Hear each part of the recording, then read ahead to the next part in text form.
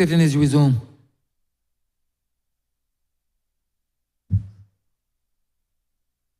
Honourable members for Christchurch West Central. Thank you, Speaker. And I just want to say a special thanks to the Member of Parliament of St. Michael Southeast for bringing what I would term as revolutionary legislation as it relates to how we manage our storm water. I first want to start by saying that water is the most natural resource that is used in the world. It is the resource second to none that our lives depend on. And I just want to inform my statement by letting those in listening short of my voice know that there are 703 estimated persons worldwide who don't have access to clean water. That is 1 out of 11 persons in the world who suffer this fate. And if you want to expand it a little further, we have, as I speak, 2.2 billion persons living on the biosphere as we know it, the world, who don't have access to proper management facilities for drinking water. 2.2 billion persons in the world because of the lack of proper water facilities, non-water management facilities that don't have access to drinking water. Now, these figures, I'm sure, Mr. Speaker, can paint the picture, the dark and gloomy picture associated with persons, a lot of persons in this world who are caught with the idiosyncrasy of not having water available to be able to facilitate their basic needs. And this is real for a lot of persons. Persons in Africa, you oftentimes hear this story. Persons in the Caribbean, persons in Barbados. It is a phenomenon, unfortunately, that would not excite anybody in the third decade of the 21st century. Certainly not. And when we are talking about what happens in the mesosphere, what happens in Mars, and that we are sending spaceships all over the world, it is a damning shame to recognize that something as basic as water, something as basic as that which is seen as the most used resource, cannot be accessible to billions of people around the world. It's unfortunate. But, Mr. Speaker, sir, we have brought this bill in order to ensure, with proper management, that every single drop of H2O, or water as we know it, that we can move it from our roofs to the reefs in a sustainable way. Because the whole definition of the word sustainable is infused in this type of project. And it speaks to how we are able, utilizing, of course, certain tenets. And these tenets were espoused by the Member of Parliament for St. Michael's East. When she spoke about the things that this legislation will certainly realize, she talked about creating flood zones and works and flood works. And the legislation spoke about the duties of owners and occupiers of land, duties of land developers, general prohibitions, enforcements, And obviously, there was a category for miscellaneous activities. So it encompassed a gamut of activities that would ensure the sustainability of our water system and how we manage our stormwater. And I must say that for the purposes of our country, our stormwater usually comes from our rainfall, and how that rainfall is able then to be utilized whether in our aquifers or in our dams with a proper watershed program. That is the type of discussion, Mr. Speaker, that we are having. But the reality is that we are faced, and the importance of this legislation, I am the first to admit, because I don't need nobody to convince me, that we are faced with a bipolar climate change crisis. And the reason why I use the word bipolar is because by its nature, its adverse nature, I believe it is. And I made no apology by saying so, because one day you can have extreme heats. Last year we recorded, in the month of October 31st, 34.6 degrees Celsius. Never happened yet. 34.6 degrees Celsius. And the following days, we had rainfall that led to flooding, where there were recorded 3, sometimes 4 inches of rainfall in less than 4 hours of rain. That is why I say that is a bipolar climate crisis event called climate change. That's why I say so. Because on the one hand, there are extreme heats that are scorching in nature. I redefine the word global warming, and I'm bold enough to say that it is global scorching. And we have had days last year, well, prolonged days of global scorching. Some people may refer to it as the El Nino effect, where there's oscillations in the Pacific Ocean and interfering with the Atlantic. The weather, the climate change specialists will put all sorts of theories. But the reality that hits home for us Barbadians and those in other small and developing states who contribute very little to this phenomenon, the reality is that in the next couple of days, and when there's rainfall, we have extreme cases of flooding. And that is why, Mr. Speaker, we have sought to bring a bill to this Parliament that will ensure that all the actions are taken so that we can have a sustainable plan, a watershed plan for our stormwater management. And as I said, it speaks to a whole set of things. But what interests me, and I want to start out with, is Section 20, which spoke to the improper waste disposal and waste practices that will lead to obviously to garbage, debris, bulk waste pile up, and the effects that we see as it relates to the change of the natural course of our water.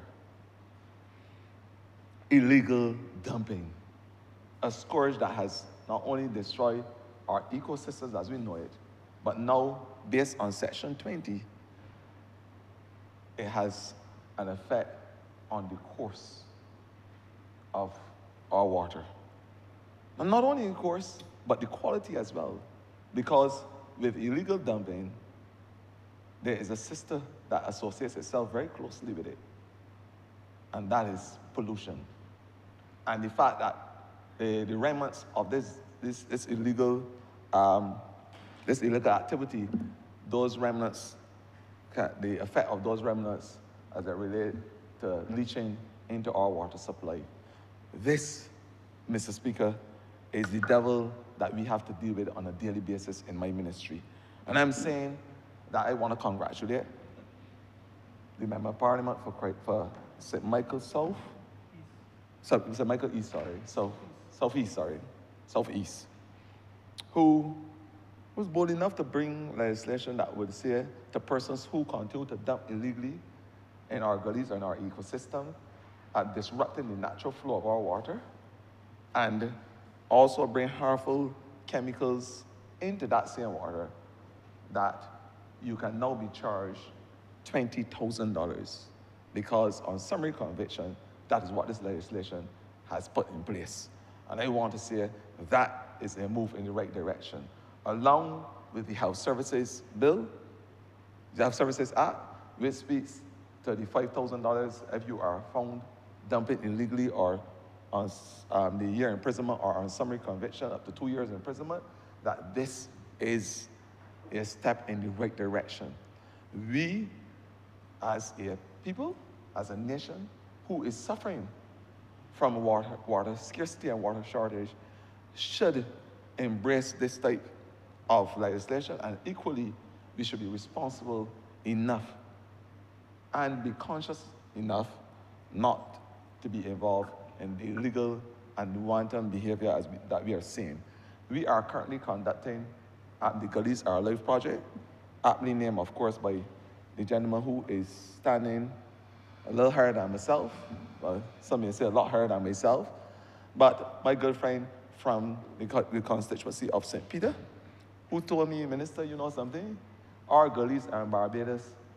There are vibrant places, vibrant ecosystem. They have all the flora and fauna you talk about daily. But there are places that we have the watershed moments. There are places that we can have biodiversity that you speak about. That is so important in our climate change fight. That these places must now be given life.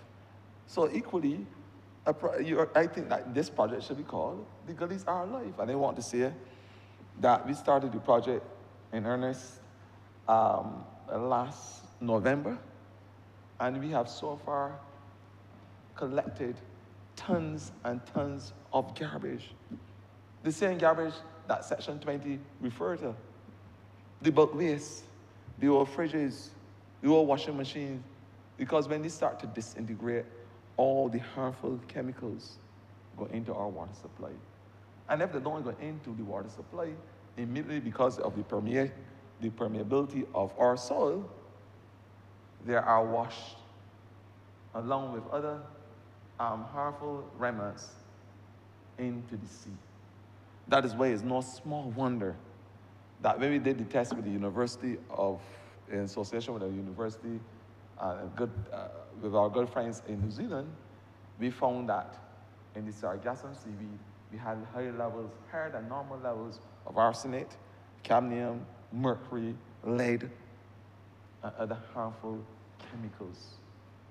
Because the Sargassum was just sequestering that which already exists in the sea from water runoff.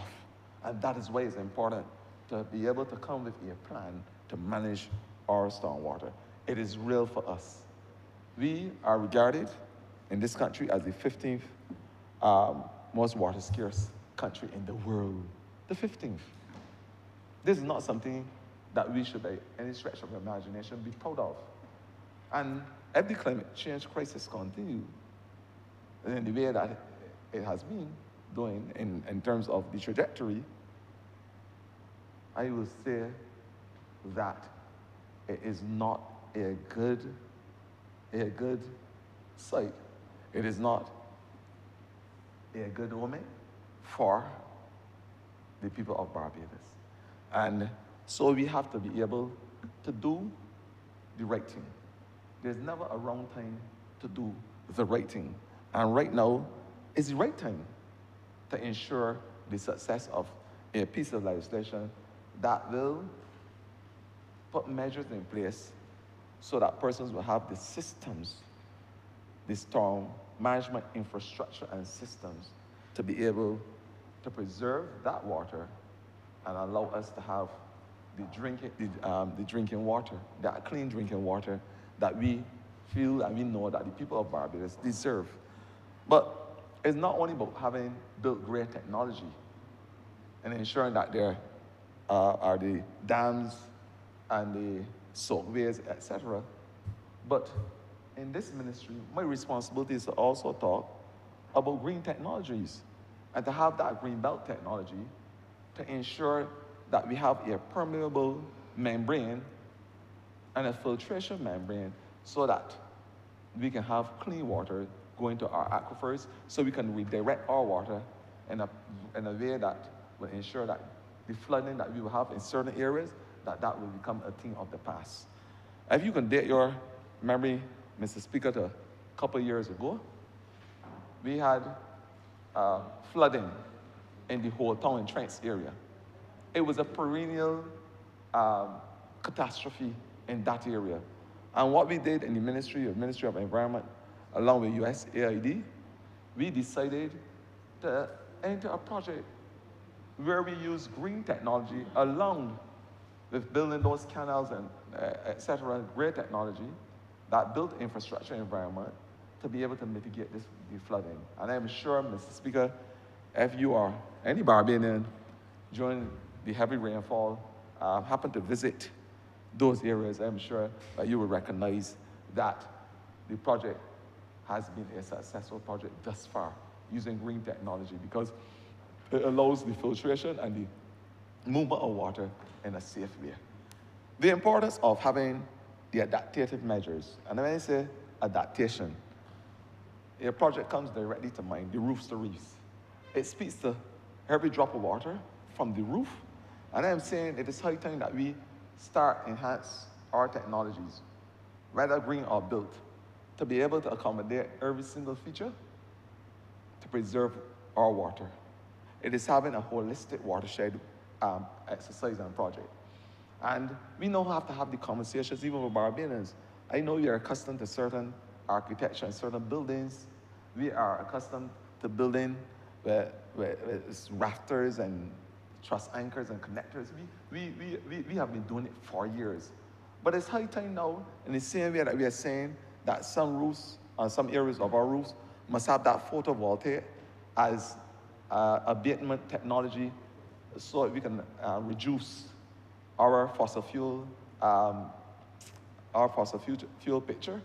I am saying that we now have to start talking about having green roofs where we are using green vegetation on our rooftops to be able to filter the water, allowing us to have an additional agriculture belt and agriculture means, along with having a filtration mechanism for our water. It is done in other places in the world, and I think that it is high time that we start introducing these things in Barbados because green roofs, along with green belt technology, and we are starting to get now the answer to having that watershed moment and that technology to be able to improve our stormwater management. And these are the conversations that we now have to start having because it is real for us. And all those who believe, as I said before, that climate change is just a misnomer. It is right in front of us every day. We feel it, we see it. We are having the dust storms, persons are complaining about allergies. And we have to now respond to these vagaries in a very, very, very, very serious way. We have to have the technologies, whether green or gray, to be able to infuse what we do as a response to the climate change crisis. And so, even how we treat to our roof will depend on projects like this. They'll depend on projects like this. And the reefs, of course, because it is the movement of water from our roof, how we capture that water, whether it is damming techniques, because that has been shown to work in the agriculture belt. I know my minister, the Member of Parliament for St. Philip South, he exposes it on a daily basis, the fact that this has been able to conserve a lot of water where we can use in a natural way in our agriculture industry. And of course, what my good friend in Christchurch, West, is doing in terms of having the sewage treatment facilities to be able to put back water, because at the end of the day, we must be able to recharge. This is not the Barbados that we knew 50, 60 years ago.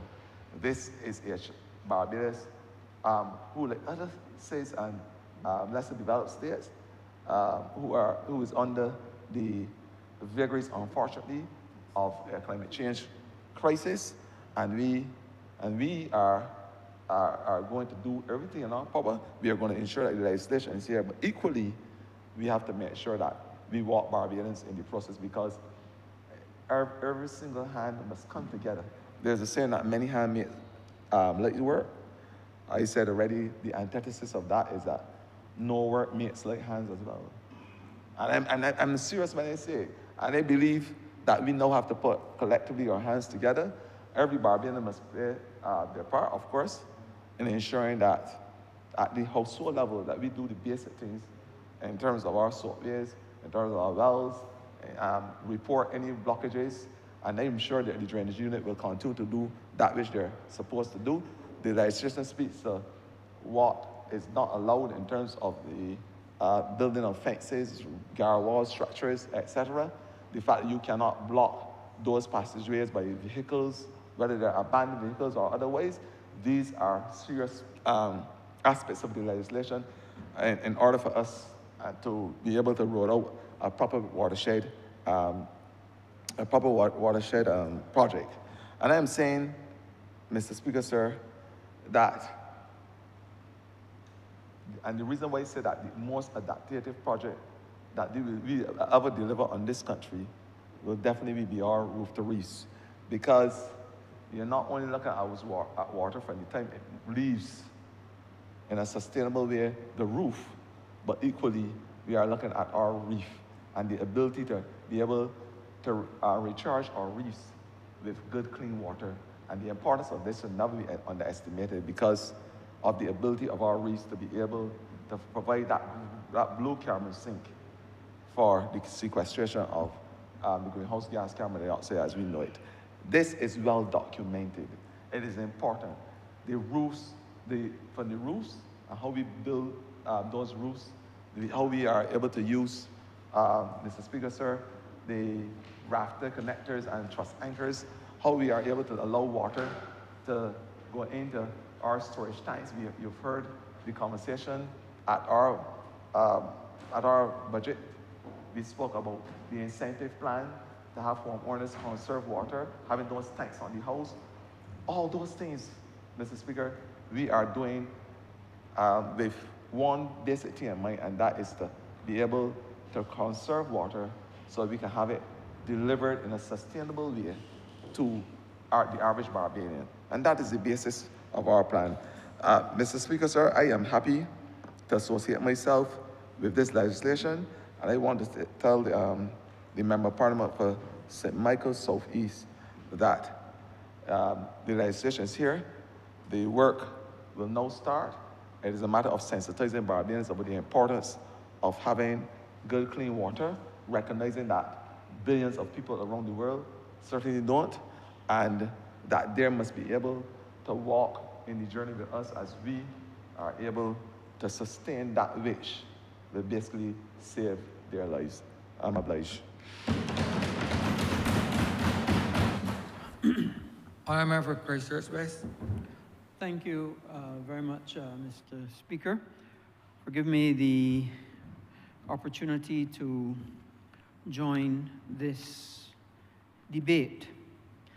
First, at the outset, let me commend the Deputy Prime Minister for bringing this legislation to this honourable chamber.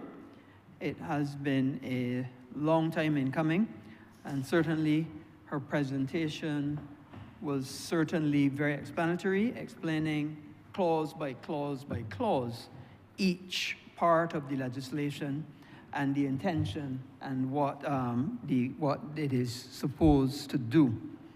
Let me at the outset, Mr. Speaker, give you a little story. There was once a lady who represented the city of Bridgetown. Her name was Dame Billy Miller. And those who don't know, Dame Billy is my cousin, and we would often have very informal discussions. And she once told me, even before I was minister, that whenever there is a heavy rainfall, she would head down to the Princess Alice area, the pumping station. And I never understood why she would head down to the Princess Alice pumping station. So one day she explained it to me. She said, Bridgetown is essentially underwater. You hear that? Bridgetown is essentially underwater. So that Princess Alice pumping station, what a lot of people don't know or understand, is if that Princess Alice pumping station does not pump the storm water out to sea when it is collected through those drains, you know, we even had one going through Harrison College. We used to call it the Dippy. Same drain, storm water drain. The storm water drain that goes through Chapman Lane, that starts in Baxter's Road, collects the water from Chapman Lane, takes it all the way down past Rafette, past Ruthing, out to Princess Alice, and then it's pumped out to the ocean. If that pumping station is not working effectively, when there is storm water, Bridgetown, Chapman Lane, Mason Hall Street, where I come from, where my mother came from, or where Dan Billy came from, and Reed Street, will flood. And that is the importance, and that is how our engineering from way back then understood the importance of stormwater management. Very, very important. I would not imagine that then, when I became Minister of Transport, which had drainage as part of it, when the hurricane that didn't have water, you remember that hurricane? I think Dorian, I think it was. I was stationed down there at Princess Alice to make sure that those pumps kicked in whenever the water came. Lo and behold, there was no water from Hurricane Dorian. But the experience of being there made me recognize how important that pumping station was, one. And two, we had to do things to make sure that that pumping station was strengthened. So when the last administration had left, you wouldn't believe, of the 3 pumps, they had only left 1 functioning pump at that pumping station. 1 pump to be able to protect all of Bridgetown from flooding. Well, this administration changed that. And we now have 3 functional pumps at Princess Alice Terminal. And I can go on further, Mr. Speaker, because I recognized that a pump ain't gonna work without electricity. And if the electricity went off at that time, none of those pumps would be working. And I made it my business when I was minister, not only to make sure that we had 3 pumps working to protect Bridgetown, but also we have, at that time for Dorian, we brought a generator. But then after Dorian, we had a generator, and there is a generator permanently stationed at the Princess Alice pumping station, so that even if there's a deluge and the electricity goes off, Bridgetown is protected. That is what planning is about, and that is what this Barbados Hill Party was able to provide for the people of Bridgetown. You know, I obviously had to speak in this debate for 2 reasons, 2 of many. But the first one, obviously, as a former Minister of Transport, when we were looking at storm drainage and protection and storm water management, I was very much involved in that.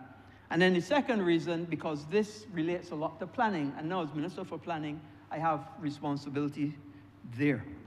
And let me say, Mr. Speaker, that another thing that we were able to do for the people of the city was earlier in our tenure.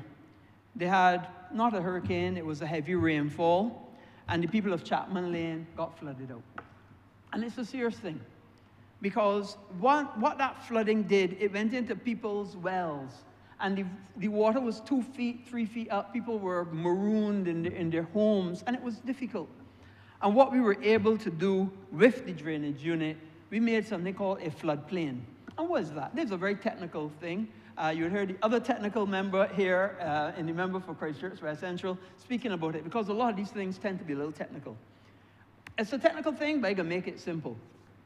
What a floodplain is an area that is lower than the normal area that the water would settle in. So what that does is that draws the water from the people's houses, from the road that the people would need into this area. It's almost like a sacrificial flood area. So we made a floodplain at Chapman Lane. So it meant then that any time that there was a high rainfall, rather than the houses and the roads flooded, the floodplain would flood, which was exactly what it was supposed to do. And then people say, but we ain't got any flooding here, but we're flooding over here. But that's exactly what the floodplain was supposed to do. The floodplain is a sacrificial area. Remember for St. Lucie, remember when we were down there? We were down there day and night to make sure that we deepened this area that would take the water away from the houses and away from the road into this area, and then channel it to one of those channels back to the Princess Alice Terminal. And that's what the floodplain did. It was very successful, working up to this day. The only problem we get is sometimes the channel, the connection between the floodplain and the canal gets choked, and you have to go in and get that cleaned out. But that is what has protected. It was almost like a sacrificial area that has protected the houses and the roads from flooding in Chapman Lane. But I heard the minister, I heard the Deputy Prime Minister speak about people building on the wells. But when we went down there were whole houses built on the canal, Mr. Speaker. Whole houses were built on the canal. The young man for St. Lucie would recall. And we had now to then look to build houses so to move these people off the canal. Because what we did is we didn't only accept the canal that was there. We deepened and widened the canal, which meant that it took a greater volume of water so that the floodplain would clear faster, and also so that it would be able to take a larger volume of water. And that brings me to my next point. Because with climate change, as the Honourable Member for Christchurch West Central spoke about, what we are seeing is greater volumes of water in a short amount of time. Greater volumes in a short amount of time, which means that our current standards, as they now stand, to be able to take volumes, are now obsolete. There's a saying that the infrastructure of today was built for a climate that no longer exists. So what we have to do is to build new infrastructure with new standards for the climate that we are now seeing. And that's exactly what we've been able to do with the help of a consultant working with the government, and he's able to put together some ideas of standards, not only for house building, but also standards for roof design, culvert design, depth, width, ability for how the water would be slowed down based on the narrowing in certain areas and the widening in other areas to be able to take larger volumes of water. It's exactly what we did in Whole Town with USAID. When USAID was able to support the government of Barbados to be able to put larger stormwater drains into the Whole Town area. And you know how that came about? Because the then ambassador recognized that whenever he got through Whole Town and there was a little rain, the area would flood all the time. And we were able to get that done with the Consultant for Roof to Reefs to get an improved Whole Town flood mitigation system in place. Is it perfect? No. Does it help? Absolutely. Absolutely, it does. And I can come back to the Whole Town because the member for Christchurch South spoke about some question about Whole Town, and I'm going to come back to that. But in addition, you have to understand, flood mitigation is not only in the area that it floods. Flood mitigation also occurs upstream. And what the ministry was able to do as well is to build check dams, which is catching the water upstream before it gets into the flood area. And I think the ministry would have done about 10 or 15 check dams up in the St. Thomas area to be able to hold back water before it got into Whole Town. So it is a multifactorial thing to be able to control water and flooding. Nothing to talk about when you have areas that are coastal, because flooding also can appear coastal, but it comes now not from capturing water upstream, but from the fact that when you try to dig a well in a coastal area, you have a high water table. So it means that you hit water very, very quickly. The Honourable Member for Christchurch South, well, he may or may not know, but Dover's flooding is because of a high water table. So the problems that you see in Dover all the time is not only the fact that water isn't being captured upstream, but it's the fact that when they try to put a well in the Dover area, within, I would say, 4 to 6 feet, you hit water. So therefore, the wells that they do have there tend to be very shallow. So they cannot take enough water. And I'm going to come on to another point about that and the concept of placing wells. You know, when I was a very new MP, in my exuberance to help the people of my constituency, I met with the then MTW, I met with drainage and so on, and we had a flooding problem in the Rockley area. And I, together with MTW and those people, we were able to identify with the landowner's permission, because this now gives opportunity without landowner's permission, but with landowner's permission, to place a well. I can remember the man's name now, Mr. DeVerte, place a well on his land because we were getting a lot of flooding in this area. And I thought, right, good, that has solved the problem, and it did, and it worked for a while. But then, lo and behold, the Barbados Water Authority decides to put mains in the area, and they redid the road. When they redid the road, Mr. Speaker, it changed the flow of the water. And there's another thing that we need to look at and understand, that sometimes redesigning or rebuilding a road can change the flow of the water. And the well that was working so successfully was not getting any water anymore because the water was now pooling in advance of this well. So then we had to go and build another well to be able to catch that water. And then the concept of how much water and how long does it take for that water to dissipate. Many times as I pass the area, I have to get out and go and move the plastic bag and so on because the well is not flowing, the water is not flowing enough for to do what it's supposed to do to take the water off the road for that well.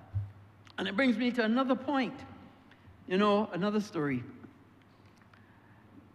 You may have heard of a man called Sir Charles Williams.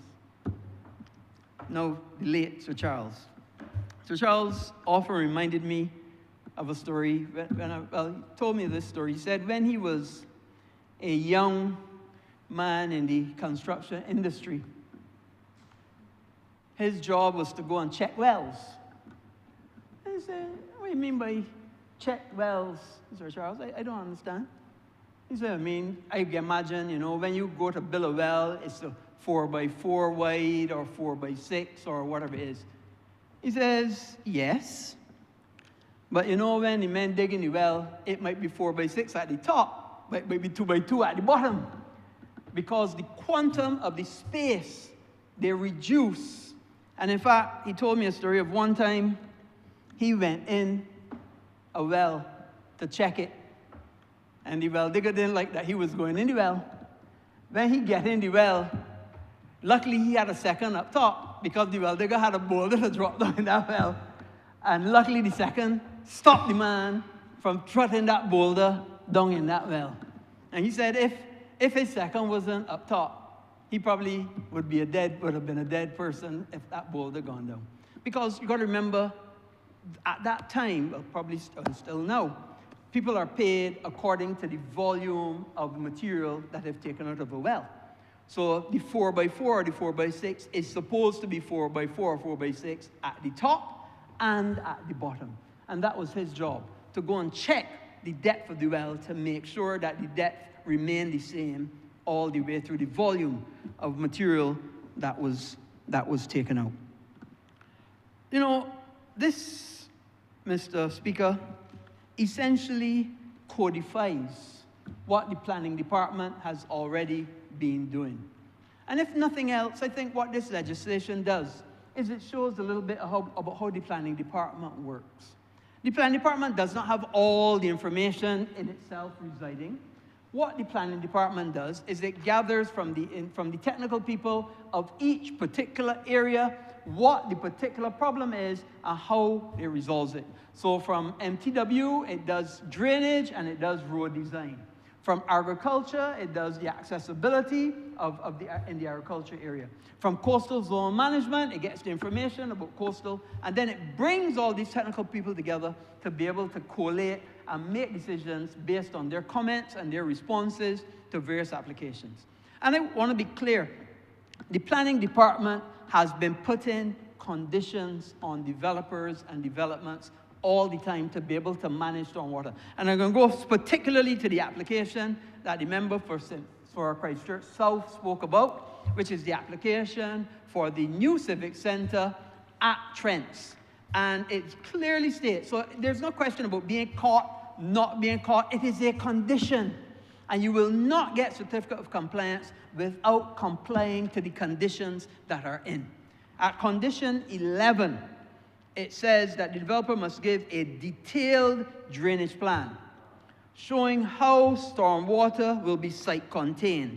And the plan shall be based on accommodating a 50-year storm event. So there's no concept of who's getting caught in legislation or who's not getting caught in legislation, because the planning department has been putting this in conditions for a long, long time.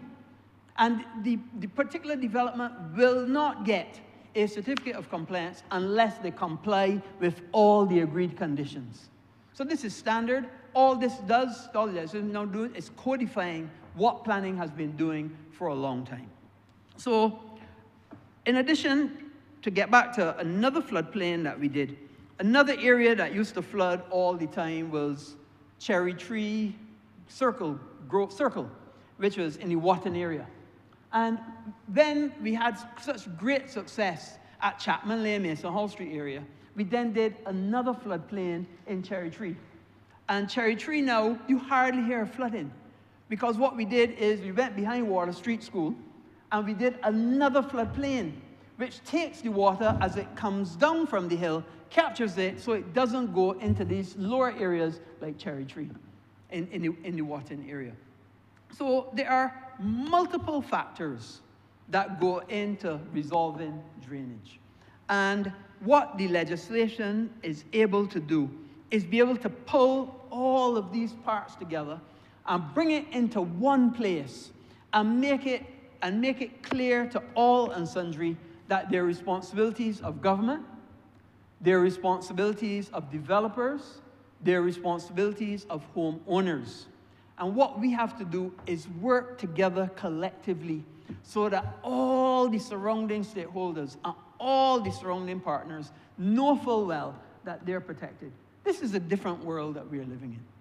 This is a world where we are seeing more storms, we are seeing more weather events, we are seeing more difficulties. And what we have to do as a government is to protect everybody, recognizing that it is absolutely important that the government plays its part.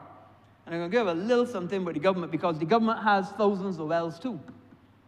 And those thousands of wells got to be maintained too. And it is important because it cannot only be, and I see the last part of it, it binds the government. And it has to be clear that the government itself has to maintain its own wells. You know, there was a time, Mr. Speaker, when on all the plantations, they used to have these wells. And those wells were integral, because not only were those wells stopping flooding in the plantation and the plantation fields, but they were also helping to replenish the aquifers as well. But what has happened over time, those wells have fallen into disrepair, and I think the people who are given, they're given a small stipend, very small, to be able to maintain those wells. We need to get back to that.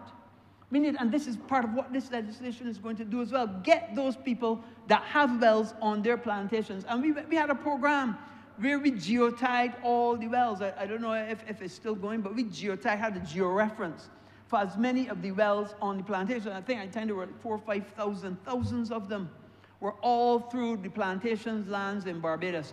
A lot of them, when we inspected them, they were full of rubbish. They were full of vines and all sorts of overgrowth and debris and all sorts of things had gotten in them, which had stopped them from acting that the way they were supposed to act and contributing to the scarcity of water.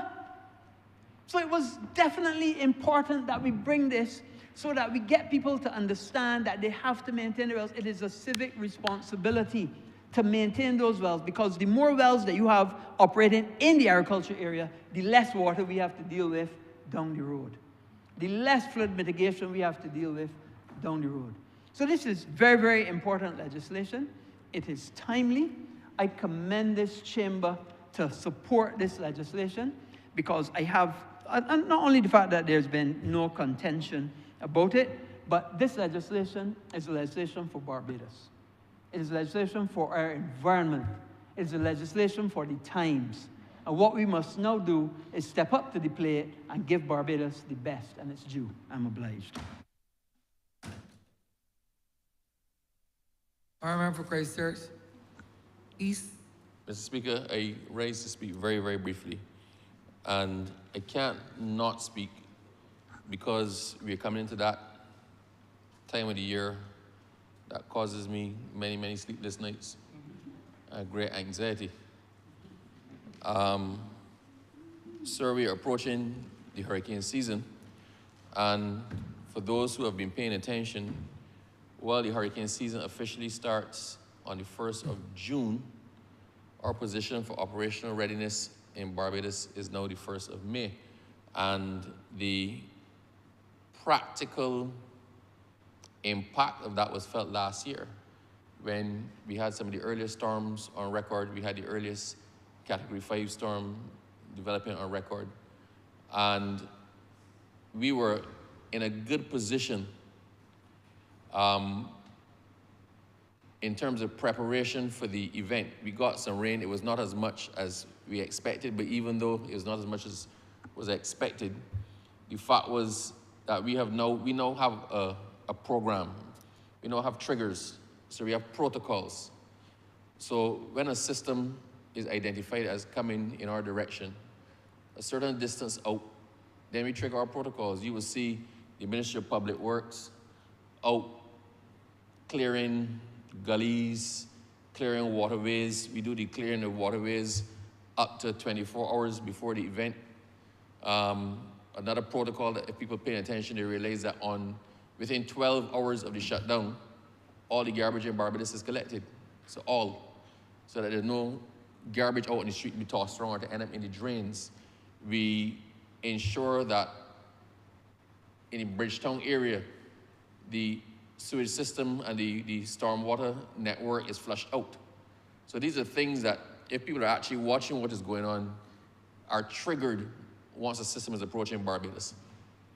So we do have the protocols in place, and we do have the plans, and we do have the manpower and whatnot.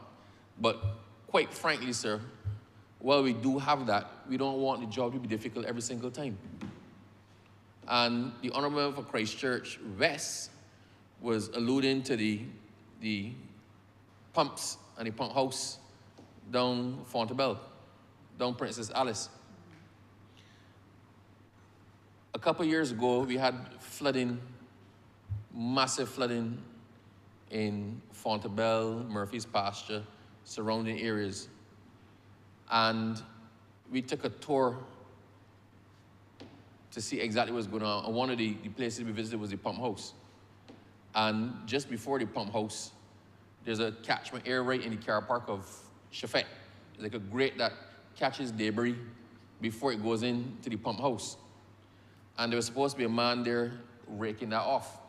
So when we looked in, sir, it was blocked up with all the bottles and plastic bags and things that came down. All Fontebelle was flooding out, right? And then there were 3 pumps that were there that kicking automatically, and then there was a massive pump that a key had to be turned. You had to manually turn that pump on. And the person to turn that pump on was nowhere to be found. So we had a double whammy. We had nobody there pulling off the debris from the filters, and we had nobody to switch on the pump. And we immediately got some persons down to clear off the filters, clear off the grates, and somebody was found to turn on the pump. And within an hour, that flooding that was all through by Kensington, all through by Murphy Pasture, literally Fontebelle was underwater within an hour. You could watch as the water started to recede. The best protocols, the best plans, sir, are only as good as the persons who are required to activate those plans. And while we may have the person who's designated to scrape the bottles out and scrape the plastic out to allow the water to flow, right? And while we do have the person who's supposed to turn on the pump, I think that's now completely automated now, right? The fact is we all have to do our part in ensuring that we stop dumping our refuse in and around Barbados casually. It annoys me no end when I see people throw something out of a van or a car. You can't hold your own garbage. You've eaten what it was that you were eating. I don't want to call the name of a fast food establishment, but there's a particular fast food establishment, I do not know where it is, that their stuff is always thrown out the window. But you've eaten, and you can't hold that plastic bag, you can't hold that box, you can't hold that cup till you get home and throw it in the garbage and allow it to go through the normal processes. Sir, if I use one of the areas that the Honourable the opposition knows well, Goodland Gardens, there was flooding, badly. And you know what was causing all that flooding? A plastic bag had opened, big black plastic bag, and it has stuck itself onto the grate. Stuck itself onto the grate. No water could pass. The pressure of the water kept it in place. No water could pass. And it was simply a matter of moving the plastic bag. All out there was flooded. You could not pass. The fire service was called to pump off water, and then somebody thought they were going to check the grate, and there was one plastic bag blocking the water from going where it was supposed to go. At things as simple as that can cause somebody to lose all the stuff in their house. Can cause a house fire when the electric short out because the basement or the ground floor is flooded. This stormwater management plan, sir, is critical because it contemplates literally everything from permission to construction to management of developments to managing your property to littering to dumping things in waterways. And we should not have to get there because a lot of it is common sense. A lot of it is common sense. When a hurricane is coming, sir, may just do the right thing. When a hurricane, any day before the hurricane, you see people knowing the rain is coming. They're going to clean up outside the yard. And we actually tell people this is what you need to do in the 24 hours before. People go and clean up outside the yards. They bring in the garbage. If the garbage is not collected, and for most times it is, people bring it in. People do everything when the system is impending, when the system is about to hit us. We do what is right because we know if we don't do it, it is going to potentially affect exactly where we live. Why should we not do that all the time? All the time. The fact that we have to expend the resources that we do, sir, if you see the amount of stuff that gets taken out, the drains in and around Bridgetown in the 24 hours before a storm, it shouldn't be there. We shouldn't have to do it every single time, every single time. That one plastic bag you throw, that one bottle you throw will add to the other bottles and the other plastic bags that other people throw and perhaps cause somebody to lose everything. We are coming now to that time of the year. I'm asking, in the same way that the government has taken a position for us to be proactive and to recognize the reality of where we are, then we also need Barbadians to recognize the reality of where we are. The rains are coming a lot faster. The notice is often a lot less. When Beryl was approaching Barbados, sir, there was a point in time when we couldn't say year on year. It took a dip. It took 2 jogs and missed Barbados. But just as easily, it could have taken 2 jogs in the other direction and hit us fully. It is becoming a lot more difficult to predict the weather and the impacts of the weather. So to make the job easier for those who have to pull out all the stops in the 24 to 48 hours before a system, to make the job easier for the Ministry of Public Works that has to divert resources to do things that if we operate ourselves in a way we know is responsible, they would not have to do. That they have to deflect manpower from where they need to have it most to do simple things like pulling bottles out of drains to save Bridgetown. If we do the things that we have to do, then we make life easier for many. The works that have been done on the West Coast, whole town used to flood. If God cried, the whole town flooded. It was bad. It is not so bad now, and that's not by happenstance. That is because the waterways have been cleared and they're kept clear. That is because programs are in place to address when we know the weather is coming. We have done as much as we can do. And we do it every single time a system approaches. But Barbadians need to play their part as well. This is not about me chastising people. This is about me making a plea. We have a lot to do in those final hours before a system approaches Barbados. I'm asking Barbadians to do what they have to do from early o'clock so we can make the best use of our time to save persons, to save communities, and to save lives. I am glad, sir, to see the efforts of the Honourable Member for St. Michael Southeast in bringing this to Parliament. We should not have to get this granular in order to do the things that we need to do to protect our country. But we've laid it all out. Persons, I urge people to read the bill. Read the bill. Know where your responsibilities lay. Know what it is you're expected to do. Know what it is that the government is asking of you to do, not for our benefit, but to protect yourselves. We have gotten granular. If you read it, and it is in pretty simple language, if you read it, you will know what the considerations are that informed it, and you will know how best to act to preserve Barbados. I highly commend this piece of legislation, and I thank and congratulate the Honourable Member for St. Michael Southeast for bringing it to us just before the high winds come, bringing it to us just before the rains come. Let us help you to help us to make life easier and more secure for Barbados. The hurricane season is upon us. We know what we have to do. Let us do it. Thank you, sir. Honourable Member for St. Lucie. Mr. Speaker, I rise in support of this legislation as the representative of a rural constituency. And I'm quick to make that comment as I heard my colleagues speaking in terms of what transpires at time in the urban areas. And I can understand why in that respect, but the challenge is equal or even more important in rural constituencies.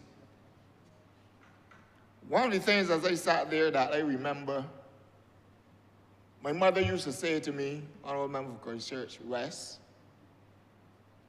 as a boy, 3 things you can't control: wind, fire, and water. But because you cannot do that, particularly with respect to the water, you have to put mitigating measures in place to reduce any kind of damage and so on, which you could get possibly from overflow and excessive rainfall and such like. I had the honor to serve in my first 5 years as a minister within the Ministry of Transport and Works, where my colleague who brought this wonderful piece of legislation now sit. I understand the challenges. Therefore, I understand the importance of this piece of legislation, not just as the representative of a rural constituency, but having sat in the ministry and having done several tours and seen a lot of what takes place, perhaps on a daily basis with persons in terms of dumping of garbage and such like. As a government, we have to take decisive action. If we don't take decisive action, today, we will pay for it tomorrow. We must be proactive in the cleaning and clearing of our watercourses. We must have an annual program for such. I do not recall, since I served in that ministry, I do not recall of a program in St. Lucie I speak of where watercourses have been cleared. And this is something that we have to, as a government. I have the file or copies of all the information which shows where all my watercourses are, because I took the opportunity in that ministry to copy them, to keep reminding me of the programs that we used to do, and of course, and to keep urging the ministry that there are some things that you put new things in place, but there are some simple things that you just do. We have watercourses in areas like Derms and Pickering and Allendale, Chancel, Greenwiches. Every time there's excessive rain, as a matter of fact, and I must regrettably say, unfortunately, we lost a youngster in 2020. None of us could do anything to replace that young man, youngster, who served St. Lucie as an ambassador just only the year in front,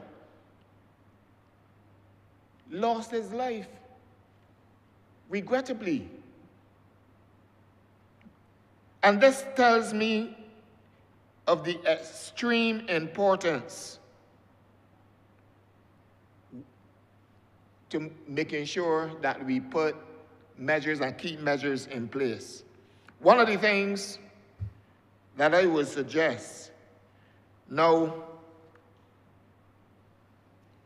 our gullies are full of too much bush. Gullies or watercourses, too much bush. And we have to put measures in place from as early as now. We must have a program where every year, when I served in the ministry, it used to start in May, before the hurricane season. But with climate change, a lot indeed has changed, and we need to change our actions. Not to be reactive, but to be proactive, and do it in a timely manner so that we are not rushed and that it can be done properly. That is absolutely important. I want to say to persons who live in those areas as well, when I was in that ministry, on every tour that we took to these gullies, around to these gullies and different areas, we urged, I remember specifically, it was like a recitation. You're saying the same thing over and over and over again, telling persons not to dump their waste, bulk waste or otherwise, not to dump the bulk waste in the gullies. If you do that today, it can come back to bite you tomorrow. I have had the opportunity on some occasions to watch persons, sometimes persons not from that community, that immediate community, but from other communities coming in, scoping the place at evening time and coming back at night, and sometimes even in broad daylight as you're driving through what you call the lonesome roads. You see trucks coming through with old fridge, old stove. Every time you see them reversing to dump the garbage. And when you do that, when there's heavy rainfall, that garbage blocks the flow of water and sends it in a different direction altogether. Sends it in a different direction altogether. I am glad that we have the legislation to deal with this illegal dumping. There is and we have to pay attention to construction. There's a place in St. Lucie, a road called Husband's Road. I don't know for the life of me what happens. Every time the rain falls at the top of the road, close to Content, and at the bottom of the road, near to Friendly Hall Development, near to Maycox Terrace, there's always flooding because the water, quite the example that the Honourable Member for Christchurch East gave, the bikes come down and cover the grills, therefore blocking, and this is right by a storm well. So the water cannot get into the well. At the top of Husband's Road near to Content, the water in a flash mounts up. And very often, vehicles are trapped there, cannot get through. Community cut off. And therefore, we have to look and continue to look and put measures in place where this is concerned. We must not be, as people, we should not be the victim of our own bad practices. And I would want to urge us, everyone, to do the right thing. Do the right thing. Because very often, you know, you ever check that when hurricanes and bad weather hit, it is usually at night? You know, it's usually at night, not in broad daylight where you can see where you're going and how to maneuver and such like. Very often it is at night. And you can't get out to help anybody because you yourself might be trapped where you are. And this legislation that is brought before this House today speaks volumes of how we are planning and we are being proactive as a government, because we cannot control, we can't tell the rain when to fall, nor the sun when to shine. Already at this time of the year, early in the year, we have had some bad weather in terms of rainfall. And we therefore we can see that it's not just a talk of climate change and such like, but it is real. We see it happening. We see our communities across this country being affected from time to time. And if you have no control over the weather, control the thing which you can control. That is your disposal of the garbage and such like that may be accumulated, whether it is at a business place or whether it is at your house. Control that. I remember, I also see, Mr. Speaker, we had what we would call surprise. Perhaps it might have taken us by surprise. I'm glad that the Honourable Member for Christchurch East spoke of the measures that they have put in place and how you can spot things early. But as early as you may be able to spot things, Honourable Member, we still could not control the storm surge we had the last year in June, July. We still could not control that and the damage that it has done. It licked up the beach at Clean Cates and Sherman's. And tomorrow I have the opportunity to meet with someone from Coastal to discuss and to understand the plans from the brief conversation that we had. I like the sound of the plans. And you know, they have some person from the other side. I believe the Honourable Member for Christchurch South set them up for this. walking around taking pictures of everything, everything. But that's all they do. Never corrected, never made an effort to correct anything when they control the constituency for 24 long years. And I'm going to talk about that. But having come in,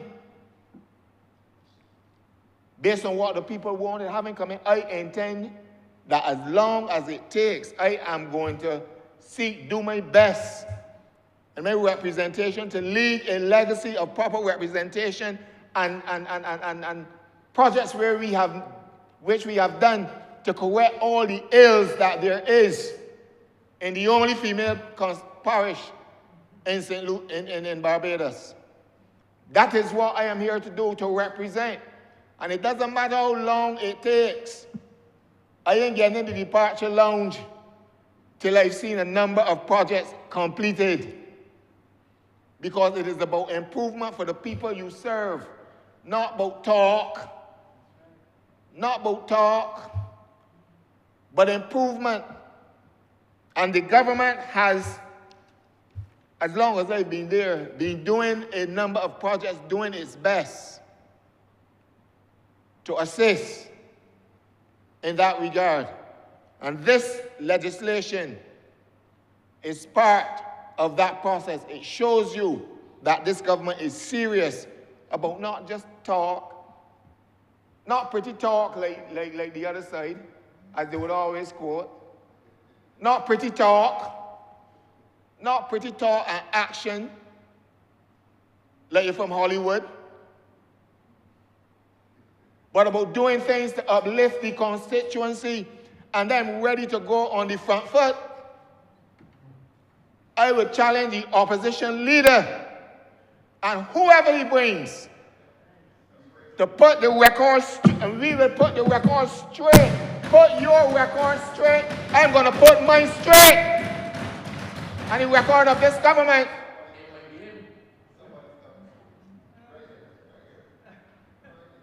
That is why I don't mind that idle talk. Don't mind that idle talk. That's a fiction of your imagination. I know you're lonely. But as long as I serve in this honorable house, I intend to work on the behalf of the people of St. Lucie, work with the government that doesn't rush in to think of fools rush in. That's what the word says, fools rush in. Where angels fail to tread, you're an angel.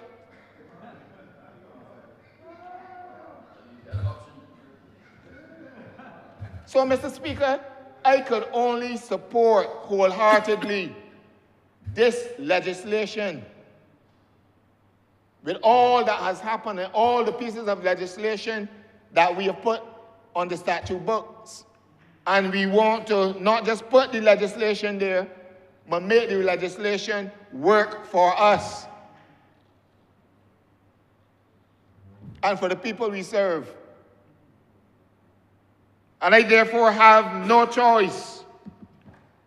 And I know I will have other opportunity to talk about other things which this government has been doing, not just in my constituency, but in the rest of Barbados. Mr. Speaker, I'm obliged to you.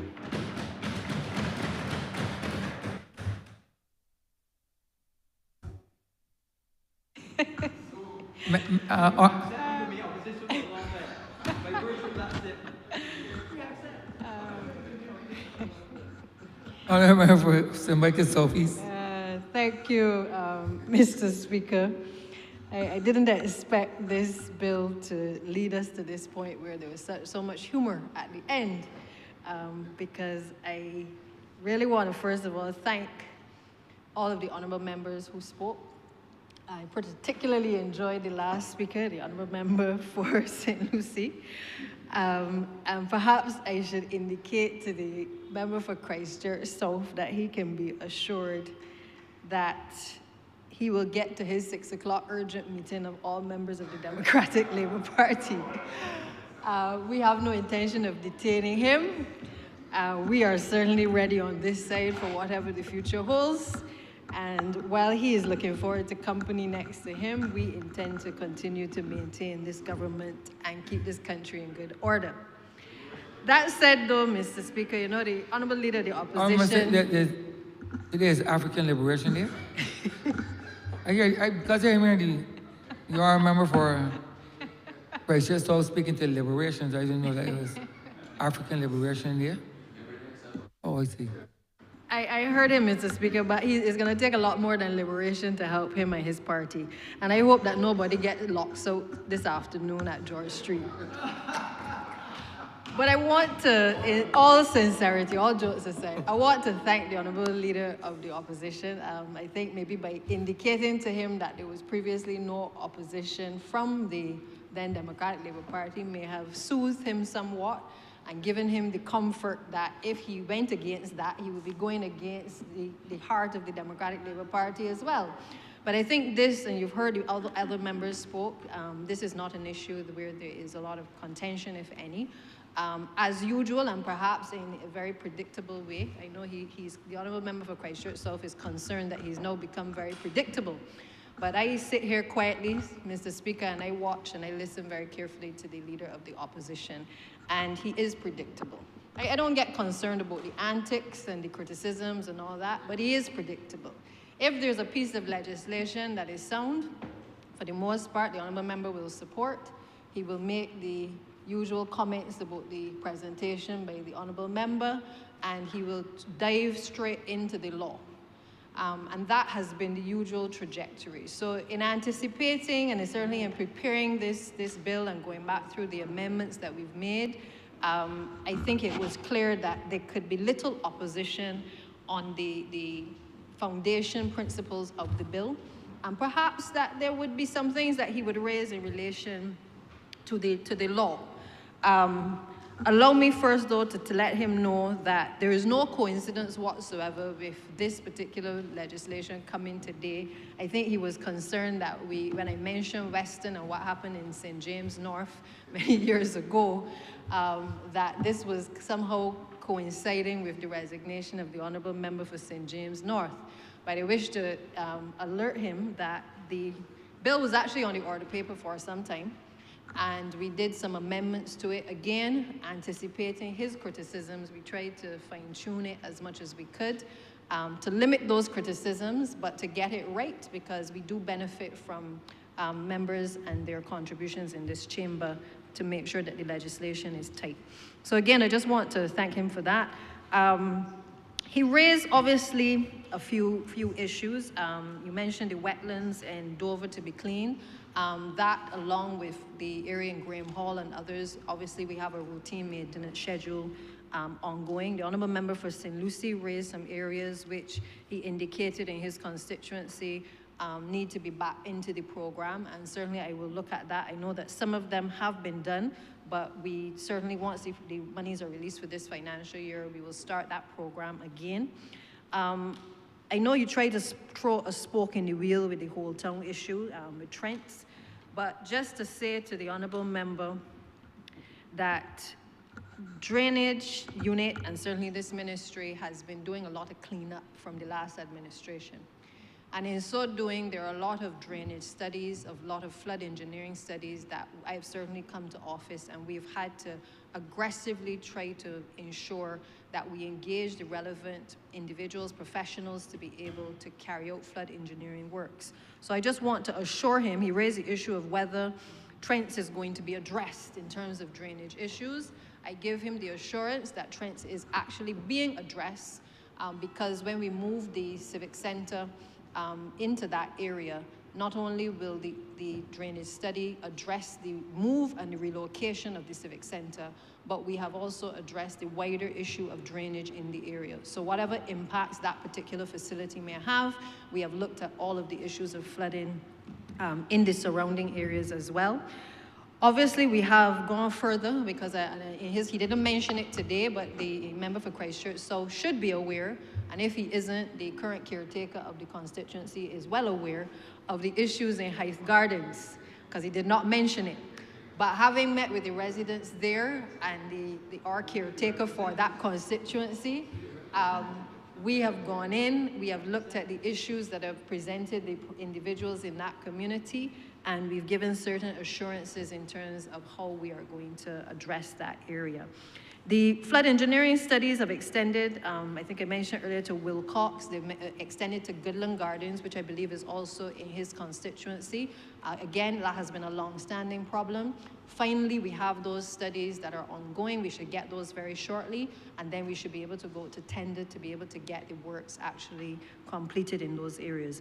Pillersdorf, Martindale's Road, Ashdean Village, and then we also included the Dover area, or what we call the wider Dover area. And we went even further because I know he will know that I have a familiarity in St. Lawrence Gap and the outskirts of St. Lawrence Gap. But the area that has been of concern for us, certainly people who have lived in the area, people who traverse the area, he would be aware that when there are heavy rains, there's a settlement of water along the Southern Palms area, just in front of Southern Palms Hotel. And we often see both the tourists and the locals having to jump over water, quite frequently in that area. So just to give the assurance that we extended the flood engineering designs beyond the wider Dover area into the avenues, and we have also taken into account that particular location at the end of St. Lawrence Gap. The Honourable Member for Christchurch South also raised an issue. I think he was expecting the Attorney General to respond on whether the legislation is retroactive. A little bit of tongue-in-cheek, because I'm sure that he knows better. So I will quite simply say, no, the legislation is not retroactive. That has not been the intention. There's been no discussion in relation to that. What we are focused on is carving out a way forward, a way that basically sends the signal that we are perhaps more serious than we've ever been about dealing with the issues of climate change and strengthening the powers, certainly, of the drainage unit.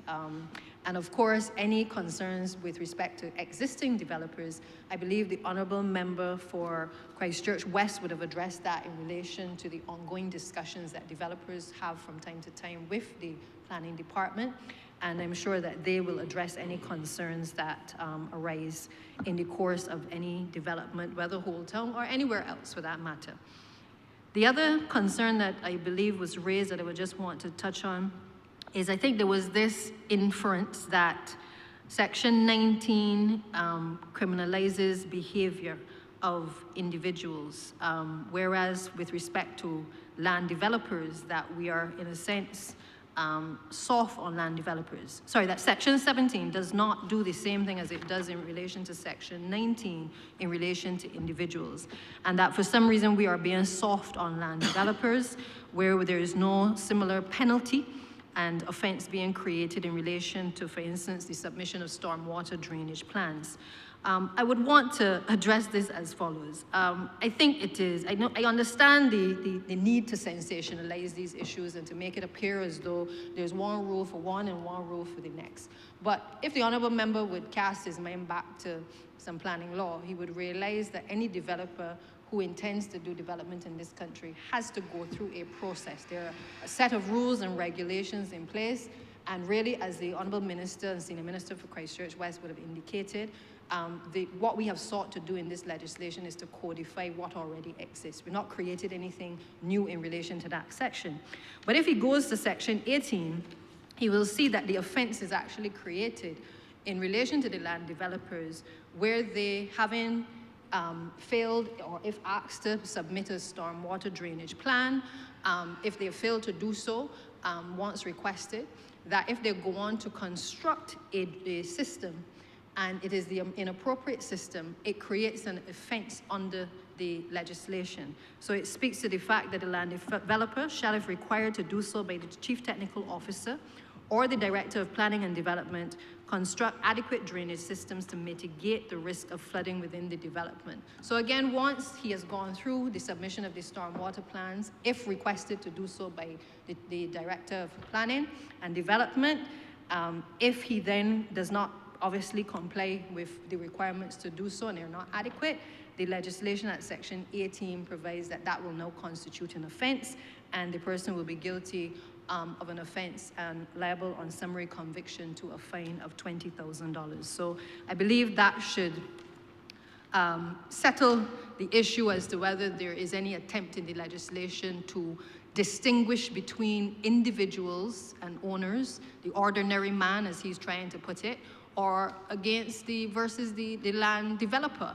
And quite simply, there is no intention to distinguish. We are going after them with two different regimes, but this legislation certainly does not allow them to construct anything that goes against the drainage system infrastructure that is required by town and country planning, right? I think, Mr. Speaker, I think those were some of the main issues that have been raised. I agree with the honourable member for Christchurch East in relation to our preparations for the upcoming hurricane season. And perhaps at every opportunity, I think we need to remind Barbadians that we are in this together, and therefore that any precautions that they're going to do 24 hours before a system, they need to do to start from now to be able to do the necessary planning in their households. As it relates to, and I agree with the support given by the member, Senior Minister for Christchurch West, because he set out clearly the role of the planning department, the way in which the approaches are taken to land developers. Obviously, his extensive knowledge as a former minister as well has been borne out here today in support of the bill. And I think all other honourable members who have in some way interfaced with either the ministry or interface with the concerns. The Minister for the Environment as well, the Honourable Member for Christchurch West Central.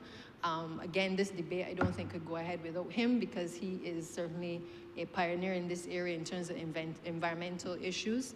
And again, we are mindful that whether it is at the Ministry of Drainage, whether it is in the Ministry of Environment, that collectively we all have a responsibility to protect the ecosystem in Barbados, and that is certainly what we're going to continue to do. Now, Mr. Speaker, I therefore want to bring this debate to an end. I think that we have been able today to be able to explain to the public the importance of stormwater management, to allow people to understand now that we are serious in terms of not only properly defining the system under which we must now operate, but that we are clear in terms of the rights and the responsibilities and the duties under the legislation for each of the various stakeholders. And I would hope that in the course of the next few weeks, once this bill has passed the other place, that we can get full steam ahead to starting the communications through both the Government Information Service and certainly the internal communications team in MTW to be able to inform the public further of its rights, the rights and responsibilities of the respective stakeholders. So, Mr. Speaker, I think with those few words, I therefore beg to move that this bill be read a second time. The question is that the bill be read a second time. All those honourable members in favor, please say aye. Those against, please say no. We think the ayes have it. Mr. Speaker, I beg to move that you do not leave the chair and that the House resolve itself into committee for further consideration of the bill. The question is that the Speaker do not leave the chair and the House resolve itself into committee for further consideration of this bill. All those honourable members in favor, please say aye. Those against, please say no. We think the ayes have it.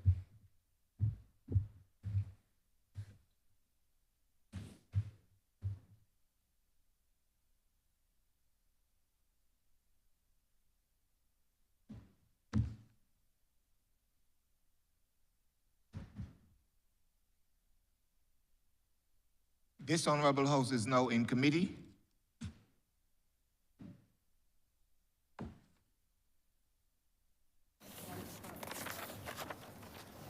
Mr. Chairman, permission to call the bill in parts. So granted. Part 1, clauses 1 to 4. Mr. Chairman, I beg to move that clause 1, part 1 to 4 stand part. Part 1, clauses 1 to 4 stand. The question is that Part 1, clauses 1 to 4 stand part. All honorable members in favor, say aye. Honorable members against, say no. Methinks the ayes have it. Part 2, clauses 5 to 11.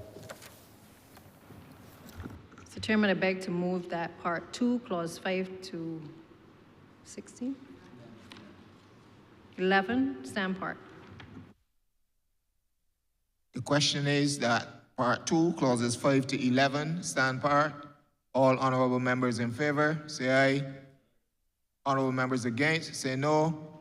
Methinks the ayes have it. Part 3, clauses 12 to 16. Mr. Chairman, I beg to move that Part 3, Clause 12 to 16 stand.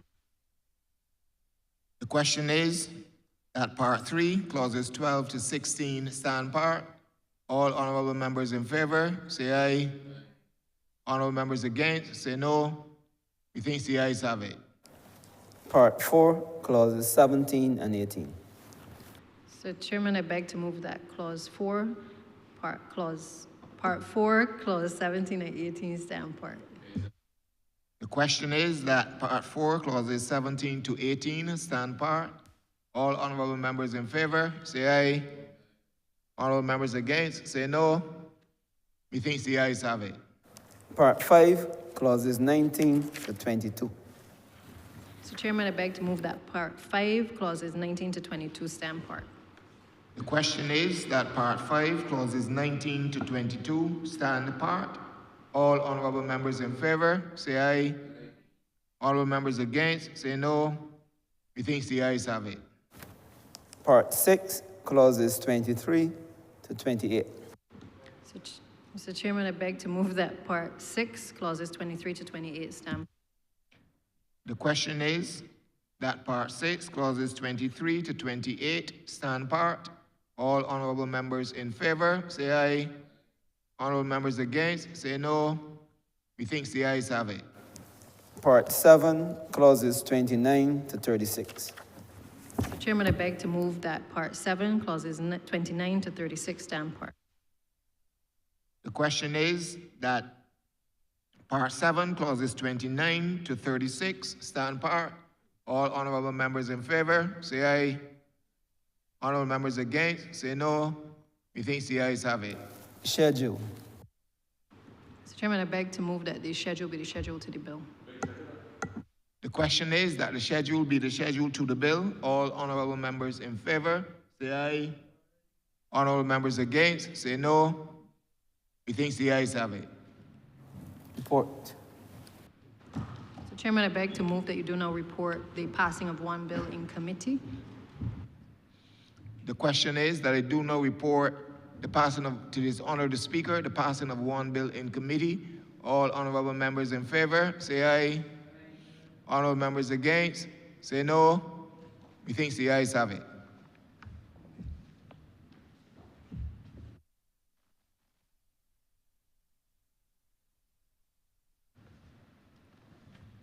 The chairman of committees has reported the passing of one bill in committee.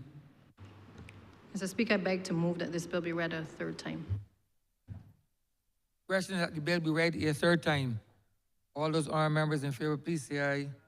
Those against, please say no. Methinks the ayes have it.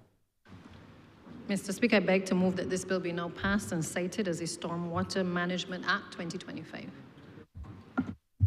The question is that this bill be passed and so cited. All those honorable members in favor, please say aye. Those against, please say no. Methinks the ayes have it. This bill is passed and so cited.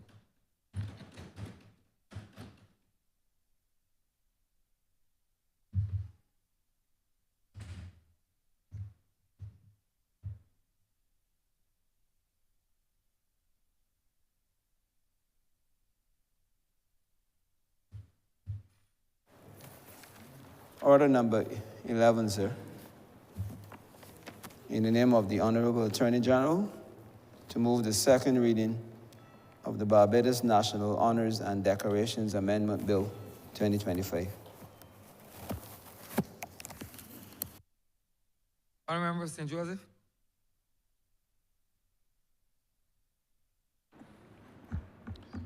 Mr. Speaker, A national honor is the award given to outstanding individuals for service to their fellow man and service to their country. I think it is fair to say that since coming to government, we have refocused the awarding of national honors. And in that process, sir, we have created homegrown honors. Honors such as the Freedom of Barbados. These, sir, replace the royal honors, the imperial honors that we used to have before. We've debated those changes, and perhaps there's not much need to reflect on them further. But it is important to know, Mr. Speaker, and to acknowledge that as we try to find the best way to recognize outstanding individuals, outstanding members of our citizenry, we always have to look back at what we've been doing and where necessary tweak or transform the methods by which national honors are awarded. We today, sir, have large numbers of Barbadians who provided yeoman service to this country throughout COVID and in other circumstances, and they have all justly received the reward that consists of national recognition, that recognition that we bestow on them on behalf of a grateful nation. Today, though, sir, we have come to bring some order and transparency to another part of our recognition system. And that has to do, Mr. Speaker, with how we name our public places, how we name our public roads, and how we name our public buildings. You see, Mr. Speaker, these things are normally in the gift of the government. Some may say in the gift of the Prime Minister. It is to my certain knowledge, sir, that, and certainly I draw on my previous experience in cabinet, previous experience in the Senate and in Parliament, and I'm able to say, without fear of contradiction, that the scheme by which these places have been named have traditionally consisted of a recommendation being made to cabinet that a particular road be named after somebody. Cabinet agrees, and then that is the end of that. A building, a recommendation comes in for a building. In fact, I can well recall the Fort Simmons complex on Coleridge Street. And I was very proud to be able to pilot through cabinet the naming of that complex after two legal luminaries, one of whom is now of blessed memory, Sir Henry Ford. And that is how we've traditionally done things. So a recommendation goes to cabinet agrees, and after that, it follows that the place or building is named. But the problem with that, sir, is that there is no transparency to it. There are no rules governing it. And the average citizen does not feel that he or she has any vested interest in what things are named after. So we would all have awakened one day and discovered that the highway was Adams Barrow Cummins, or that the airport is Grantley Adams Airport, and on it went for many years.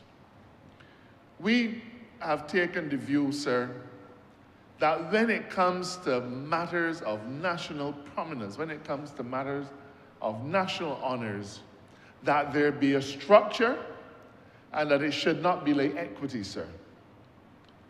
You well recollect the saying that equity was as long or as short as the chancellor's foot.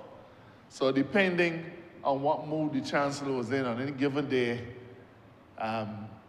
you got what output he produced. There's also the risk, and I believe we've not had a contentious situation in Barbados, but there's also the risk, sir, of a public place, building, or space being named, and then a subsequent cabinet coming in and saying, we're changing that, because for whatever reason, they may find appropriate. And where you don't have a structure, where you don't have a legislative accord, you expose yourself, Mr. Speaker, to that inglorious prospect. As I said, to my knowledge, we've not had it happen before. But there are a lot of things that in a previous government had never happened before that we saw happen. So the context, therefore, Mr. Speaker, is one where it is important for the state to recognize its citizens, not just by giving them a personal honor, something that they put before their name, or something that brings with it post-nominal letters. That's a personal honor, and deserved.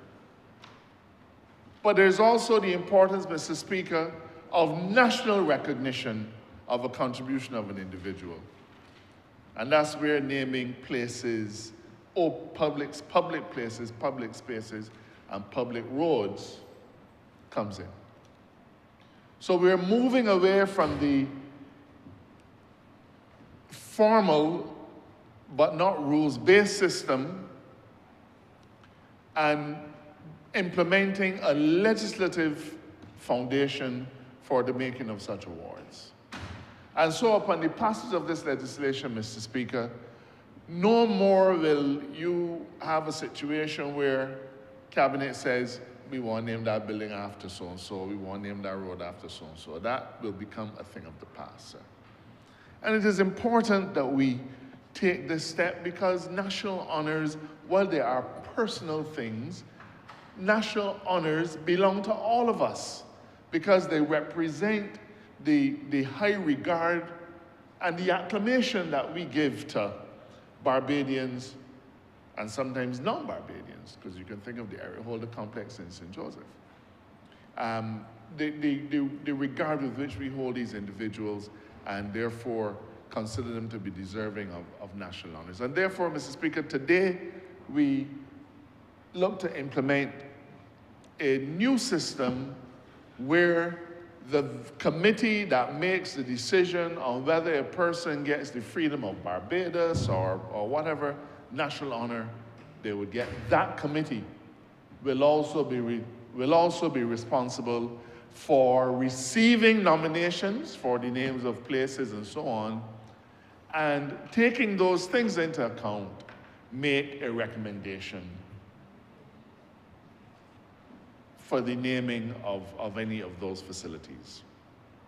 This means, Mr. Speaker, that the average Barbadian is able to contemplate for a moment, you know, in my parish, I feel that we should name this particular roundabout, this particular road, this particular alley, this building, this public facility after somebody who has made a contribution. And therefore, by putting this system in place, we are giving the public an opportunity to participate in perhaps what is the most solemn duty of any generation, and that is how we choose to venerate the individuals in our society or those individuals who have gone before. Mr. Speaker, this is not I hope it is not contentious, because I think that any time that you move away from a purely subjective thing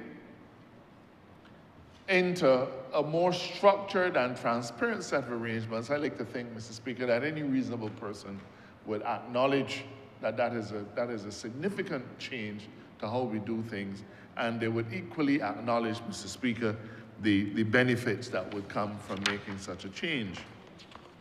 So that This amendment, the amendment to the National Honors and Decorations Act of 2021, will make provision for the Advisory Council to make recommendations to the Prime Minister to name or rename a public building, a public road, or a public space after a person as a national honor, and that they shall take into account the following things.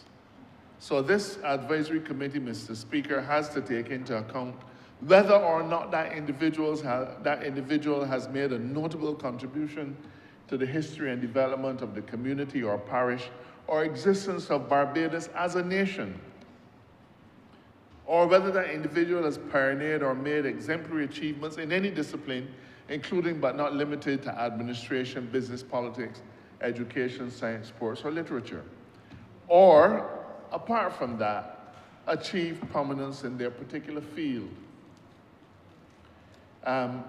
And those are the things that they can consider, but there also is another limb which says that you can also consider any other factor that the Advisory Council may consider appropriate. So an individual, a recommendation will be made to the Advisory Council takes into account the contribution, and then it can go forward and make a recommendation to the Prime Minister under the particular provision for the awarding of the honor. We've also sought to tidy up a few things, Mr. Speaker. We are going to be providing in this legislation that the Prime Minister may confer any honor or decoration upon this act, under this act, upon the dissolution of Parliament, upon notice to the President of the resignation of the Prime Minister, where there are exceptional national circumstances where a person may have contributed to the national interest, safety, or well-being of the people of Barbados. Mr. Speaker, the arrangement as it stands now is that there are limits to the number of awards, national honors that can be given, and it is important because you don't want to dilute it. But there are occasions when a Prime Minister may want to nominate certain individuals, and there's precedent for this. In the UK, what is called the mother of all parliaments, their Prime Minister is able, upon demitting office, to bestow national honors, knighthoods, or other honors on individuals in that person's discretion. Certainly in the United States, a similar thing obtains. And we feel, Mr. Speaker, that Barbados is now a mature enough country with mature enough political leadership to be able to say that this is an approach that we will adopt, so that the Prime Minister, either upon demitting office, may, as you may say as a parting gift, make an award to somebody who has made a significant contribution. So, as I said, there's precedent for this. But we can take into account extraordinary national circumstances, such as whether a person has performed in an outstanding way in a national disaster or a national emergency, or whether a person has made a major international achievement where our reputation as a country is significantly advanced, and there are people who immediately come to mind for that. There is also a further set of amendments that we want to make in respect of the Order of Freedom of Barbados. We are proposing, Mr. Speaker, and again, we are following precedent that happens all across the world, that the Order of Freedom of Barbados, our highest national honor, would be conferred on each Prime Minister upon the completion of his first term of office. But it is important for us to make this clear, because I know that there are people whose brains will already be whirring, saying that this is the Prime Minister wanting to make an award to herself. Not so. Not so. Because the legislation, the bill says, this section, that is the section allowing for the conferment of the Freedom of Barbados honor, Freedom of Barbados medal on the Prime Minister. It says, this section shall not apply to the holder of the post of Prime Minister at the time of commencement of this section. So for those people who may want to think that this is our Prime Minister's way of taking onto herself additional prominence as if she needed it, or causing to be bestowed upon herself our highest national honor, not so. And I can say that this matter has received the fullest airing in our cabinet, and the Prime Minister's views have been both strident and stubborn. Strident and stubborn. She says, this is not for me. I recognize, these are her, well, I'm paraphrasing, but the Prime Minister recognized that it is always an invidious thing when you pass a law which appears to allow you to benefit from it. And therefore, that hamstrings any Prime Minister. It hamstrings any decider, because they will say, I'm not going to do this, no matter how deserving it is, because there will be an appearance that I am doing it for myself. But this cabinet has been courageous enough to approve it, and this Prime Minister has been courageous enough to say, this legislation is important for Barbados, but lest anyone think that I want it for myself, I want the statute to specifically exclude me holding the office of Prime Minister. I cannot think, Mr. Speaker, of other legislation like that. And you know, as an aside of a different kind, this Parliament, this government, has passed a number of legislative instruments which have seen the power of a Prime Minister being, I don't want to say eroded, but being willingly passed on to other people. You can think about the power to appoint judges. We now have a judicial selections committee that takes all of that burden off of the Prime Minister. And there are other instances. The appointment of a president. The appointment of the head of state in Barbados used to be in the gift of the Prime Minister. But we now have a legislative process which sets out how it is to be done, and it is no longer in the gift of the Prime Minister. So this approach is consistent with how the Prime Minister has been conducting herself in terms of national affairs. And I repeat, sir, this clause says, this section shall not apply to the holder of the post of Prime Minister at the time of commencement of this section. And therefore, we have to laud the Prime Minister for being generous enough minded to say, I feel this is important, but it is equally important for me to demonstrate to the country that this is not being done in my interest. Other amendments that we are making, Mr. Speaker, it is quite common across the world and across the region for the holders of certain high offices, which will only come as a result of them having distinguished themselves, should receive national honors. Happens in Jamaica, happens in Trinidad, happens in other places. And so we are providing in this amendment that the Chief of Staff of the Barbados Defense Force and the Commissioner of Police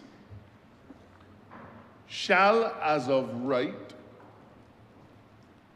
be accorded the Order of the Republic upon taking office.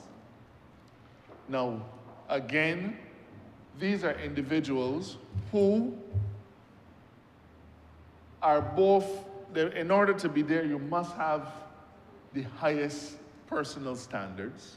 You must have distinguished yourself in your specific office. And you are leading you are leading the security services of the country. You're leading the security services of the country, and you really could not want a more honorable thing to do for an individual who has achieved the pinnacle of success in the law enforcement or military career. And therefore, this amendment, as I said, there's precedent for it across the region and across the world, and we think it is important that we recognize these individuals by virtue of their office. And upon the coming into force of this enactment, the Chief of Staff and the Commissioner of Police will be accorded, as of right, the Order of the Republic.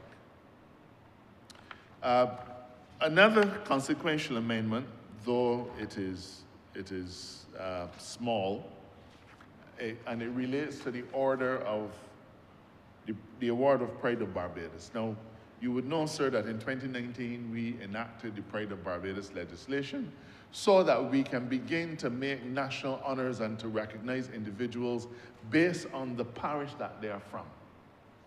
The law as it stands now says each parish gets 10 awards. Each parish. But, Mr. Speaker, when you look at the voters list for St. Joseph, you will see about 7,600 voters. That's 7,600 adults.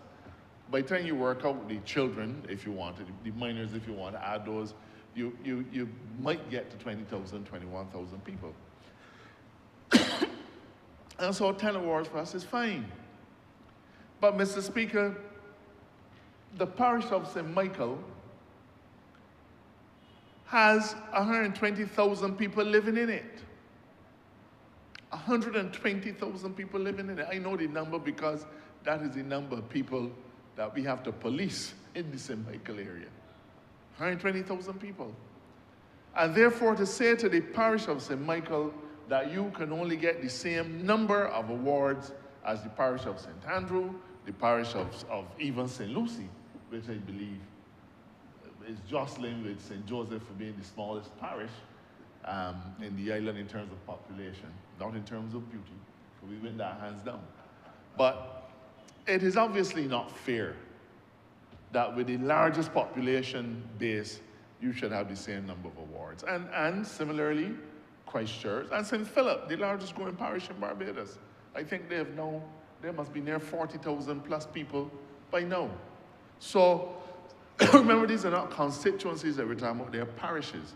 And therefore, we feel that it is important that we remove that limitation of 10 or modify that limitation of 10 persons per parish simply because it does not reflect the geographical distribution in the country. It simply does not. And therefore, we have to figure out how we're going to do it. There's something called a Henry VIII clause. And this is just a little piece of legal trivia for drafting. But Henry VIII was known to rule his kingdom not so much by legislation, but by the making of orders.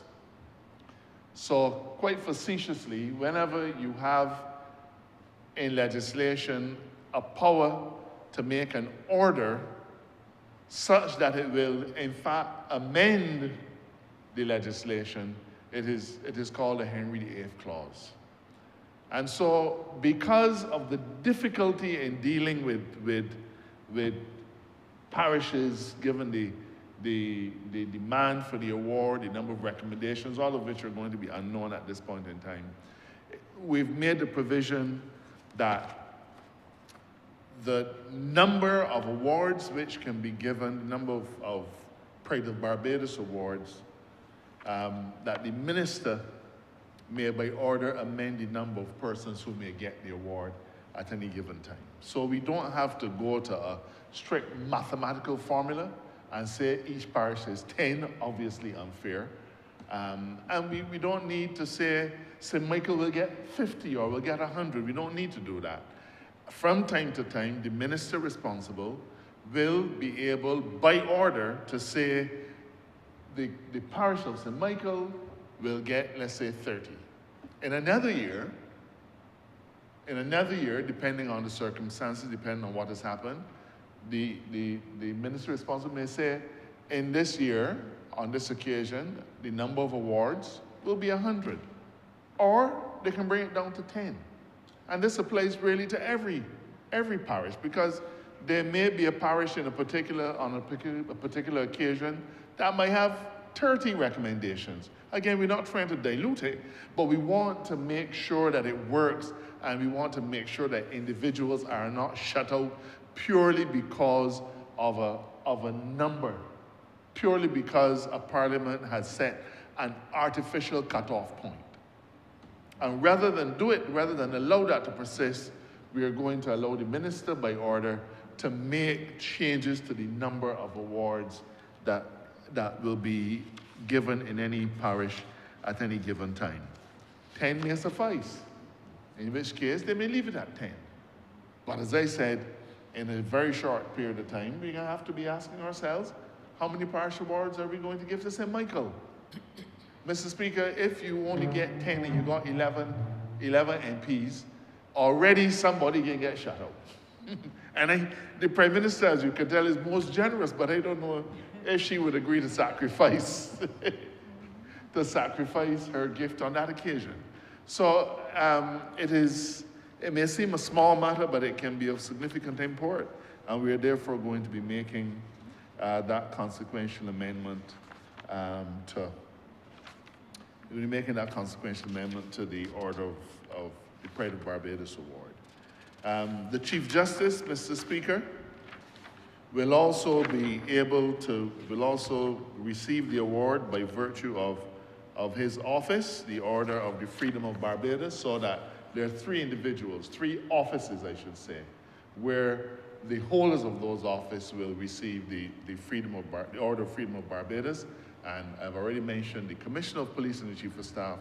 The Chief Justice is now going to be added to this. You will recall, sir, that for all of pre-independence and post-independence, all of our Chief Justices were given the national recognition of a knighthood.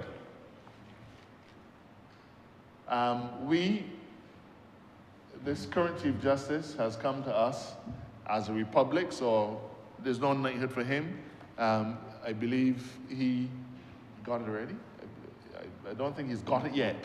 And therefore we don't have to put that in place. But we're saying that as of right, again, remember that the individual who is heading our judiciary is a person of utmost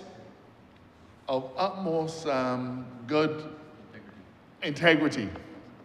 And therefore, we feel it is important that the Order of Freedom of Barbados should be bestowed on him. But just to give a correction, the Order of the Republic will go to the Chief of Staff and the Commissioner, while the Order of Freedom of Barbados will be accorded to the Chief Justice. So, sir, those are the small amendments. I am sorry that I have delayed Parliament on this evening to go through it, but it is important that we deal with it. I think it is important, sir, that we put proper, transparent rules in place for naming of our public buildings, and I have to say, sir, that it is something that we have not paid enough attention to. It is one way of honoring individuals. An individual who receives a personal honor, that dies with him. That dies with him. In memory, he will always be Sir this or Sir that or the most honorable, but the honor dies with him. But when we name a public space, a public building, that is so named for all generations. And we need to put a better system in place. So, sir, those are the matters that we are addressing now. And I beg to move, therefore, that this bill be read a second time. Beg second.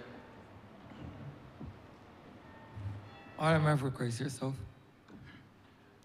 Thank you very much, Mr. Speaker. You will forgive my fairly obvious amusement at this matter. And I was amused at two things that I observed. First, I became highly amused at how the Honourable Member for St. Joseph and the Learned Attorney General so reveled in this debate. Let's call it a debate. I was very amused at that.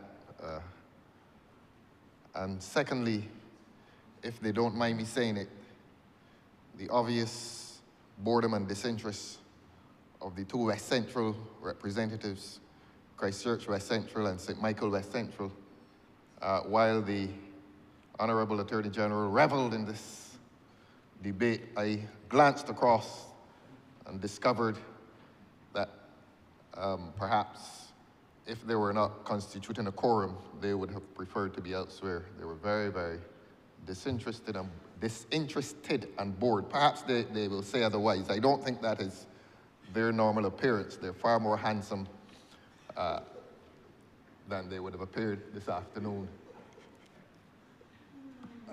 in this debate. But this question of awards, I don't know how seriously, and I don't mean to offend he who presented, but I don't know how seriously people are taking them these days. If a government rewards itself by painting everything in the country red, that is akin to government's system of rewards. And I say rewards because we always must make the distinction between an award and a reward. And to make the point clearer, an award is a bona fide acknowledgement or recognition of achievement. A reward is more in the nature of a compensation or even an enticement to find people's favor. And I'm wondering if we are not into the age of reward as opposed to award. And the government has to be careful that it is not losing credibility as it rides around the country like a horseman in search of favor, giving out or parceling out these rewards. I heard the Honourable Attorney General scratch his head and wonder, now how are we going to work this system if one parish has 8,000 people and St. Michael has 120,000 people? We have to come up with some kind of quota system. I would have thought that an honor is not dependent on a system of quotas, but that an honor is dependent on genuine achievement, so that if St. Joseph, for example, as they become more enlightened now, if there are 10 people up there who deserve an award, and there's one in St. Michael who deserves an award, give it based not on a quota system, but give it on the basis of merit. But as I said, if we're in the business of splashing red paint over every public space, then the government's credibility is on a slippery slope. And one would want to urge the government to cease that practice of imposing its symbol, its color symbol, onto public spaces. I know the Learned Attorney General is consumed today with naming of buildings, and that is noble. While he was speaking, I was thinking of a certain building. And whose name would be placed on that. It may go in the name of. It may go in the name of one of the retiring. As this government dismantles, there's always the occasion to rename a certain building after one of the retirees, and I believe the Learned Attorney General is on the cusp of retirement. I will seize this early opportunity. I will seize this early opportunity to wish him well as the sunset beckons him.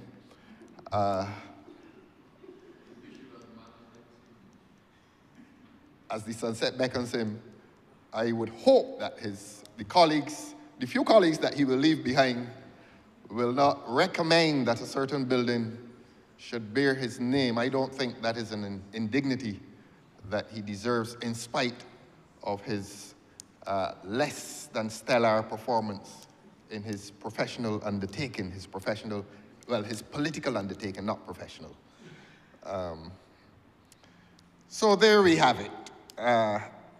The public will ask, is this government in the business of awards, or is this government in the business of rewards?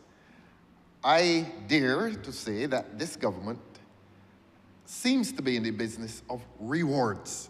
And as I said, I repeat, I urge the government to reverse from that position and to let these distinctions spring not from individual acclaim, but let them spring from the will of the people. You know, I always think it is so ironic that this parliament is the place of highest representation. Well, not this parliament so much as this House of Assembly, since the parliament is two houses. And this one is how this parliament is constituted, how this house is constituted, is based on the will of the people. And this is the highest, or this is the place of second highest representation. The irony is that the other place is not based on the will of the people, that is based on privilege. One may say that this one is based on electoral merit. But here's the irony. This place is based on the will of the people. And these honors, which are supposed to be elevated above the honor of representation here, those honors are not based on popular acclaim or popular validation. These honors are based on individual validation, in many cases a prime minister.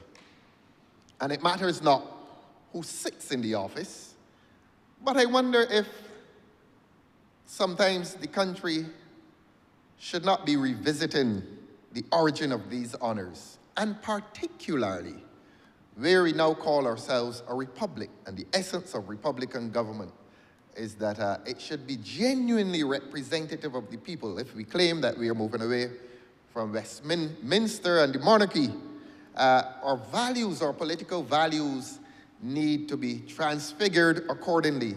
We all know, and the Learned Attorney General knows this, he quoted one of the old British monarchs, he quoted a maxim from Equity, and he was correct in so doing. Well, his memory was good. I'm not saying he was correct. His memory was good. And so I am wondering if we're not retaining tenets of the old monarchical system. And we know that that system is based on privilege. That often it has little, and in most cases nothing to do with merit. It has to do with the accident of birth. As we always say, it's the accident of birth, it's not merit. And so we appear to be continuing that system of privilege within a Republican system. And there is something very contradictory about that. In crafting these systems of honors, should we, in accordance with Republican values, be transferring choice to the people away from the elitist system where one person determines, oh, that gentleman is a gentleman of merit. You know, I meet it with such amusement sometimes. A man goes to bed, Davidson. He goes to bed as Davidson. And the next morning he wakes up and somebody tells him, look, you know, you're now Sir Davidson. And a whole host of people calling him and writing on social media, oh, congratulations. I had no idea that you had this in you, that you were a man worthy of these honors. And they had no idea that Davidson is now Sir Davidson simply because one person likes him, the Prime Minister. But they try to convince him that he has some inherent quality that makes him worthy of this Sir Davidson. And it is always fairly amusing. It is always very ironic. I don't know how much regard the public has for these honors systems. I don't know. I really don't know.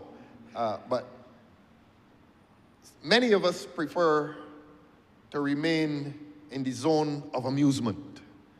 And admittedly, Your Honor, that is where I spent most of this afternoon listening to the learned Attorney General. I stayed in that zone of amusement. And I wonder if many persons in this public do not stay in that zone of amusement while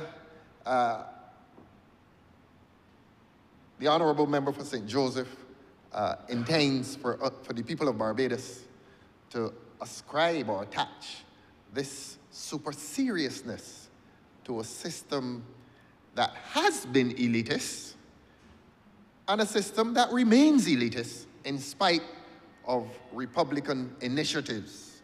And I say this in all seriousness, if we mean for it to be taken seriously, let it spring from the demos, D-E-M-O-S, the people, and let it remove itself from the individual, that individual who validates other persons by placing crowns upon their heads and then asking the public to treat a fellow who the day before was an ordinary fella as this superhuman, as this man worthy of the conferment of these great honors.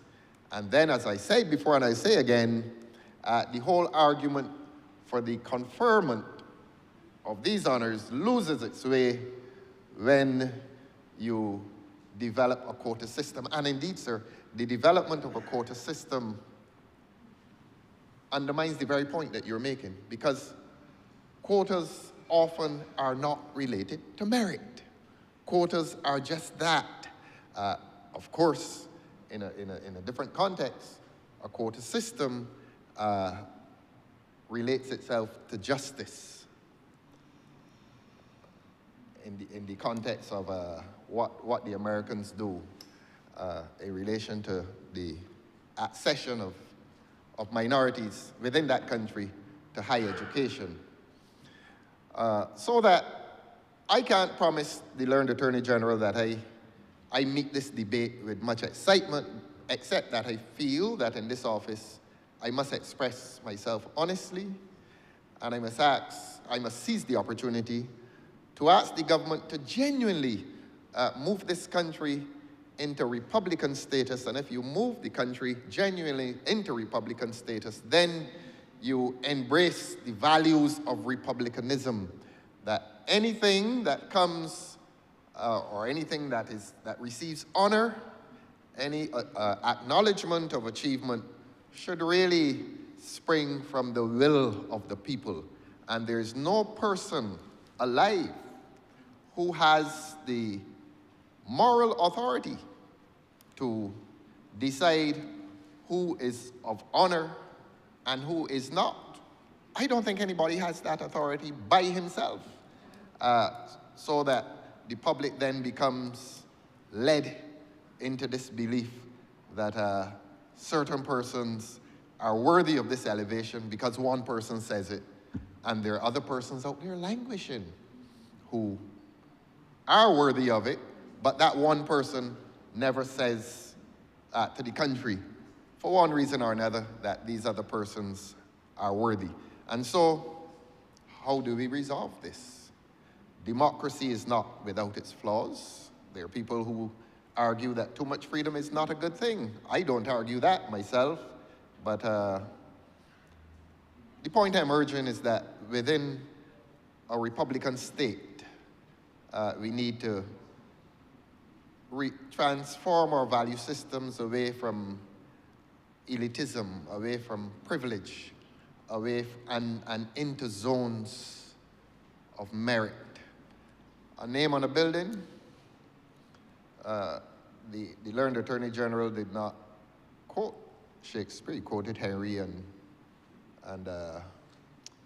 the rules of equity. But who was it that said, what's in a name? A rose by any other name smells as sweet as Shakespeare. So, what's in the name of this building? Sometimes it's neither here nor there, to be honest. Sometimes it is neither here nor there. But if this government is to continue on its present trajectory, as the learned Attorney General said, to his own amusement and perhaps sotto voce, but I heard him, perhaps there will be the initiative to paint all the buildings red. I think China may, I don't know which country has red house, but on its present trajectory, the government may be heading towards that, not only putting select names on buildings, but not only painting all the benches red and the tanks. It was a noise since yesterday, the tanks up there red, fading now, and that is symbolically significant that the red tanks are fading, the red is fading. In more ways than one, that red is fading. And if the government knows or not, that's a matter for them.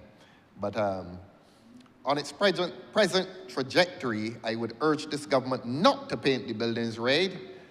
They have transformed the recreational spaces across this country. The recreational spaces are now defaced with very sharp, very abrasive and aggressive red paint. Those benches, as done conscientiously by the board member for Christchurch West Central, when he did those benches, that honourable member put them in green, and I think sometimes in blue, but green admittedly was the better color. Some wise person within this government woke up one morning, as they do sometimes, and put a sir in front of people's names. Some wise person said, no, let us paint the benches red, and let us influence the mindsets and the minds, the political minds of the people of this country. So let Barbadians understand that perhaps this is the era of propaganda and indoctrination. And if that is so, anything the government does in relation to legislation like this, if you attempt to amend or bring legislation relating to the conferment of honors, the people will not believe you.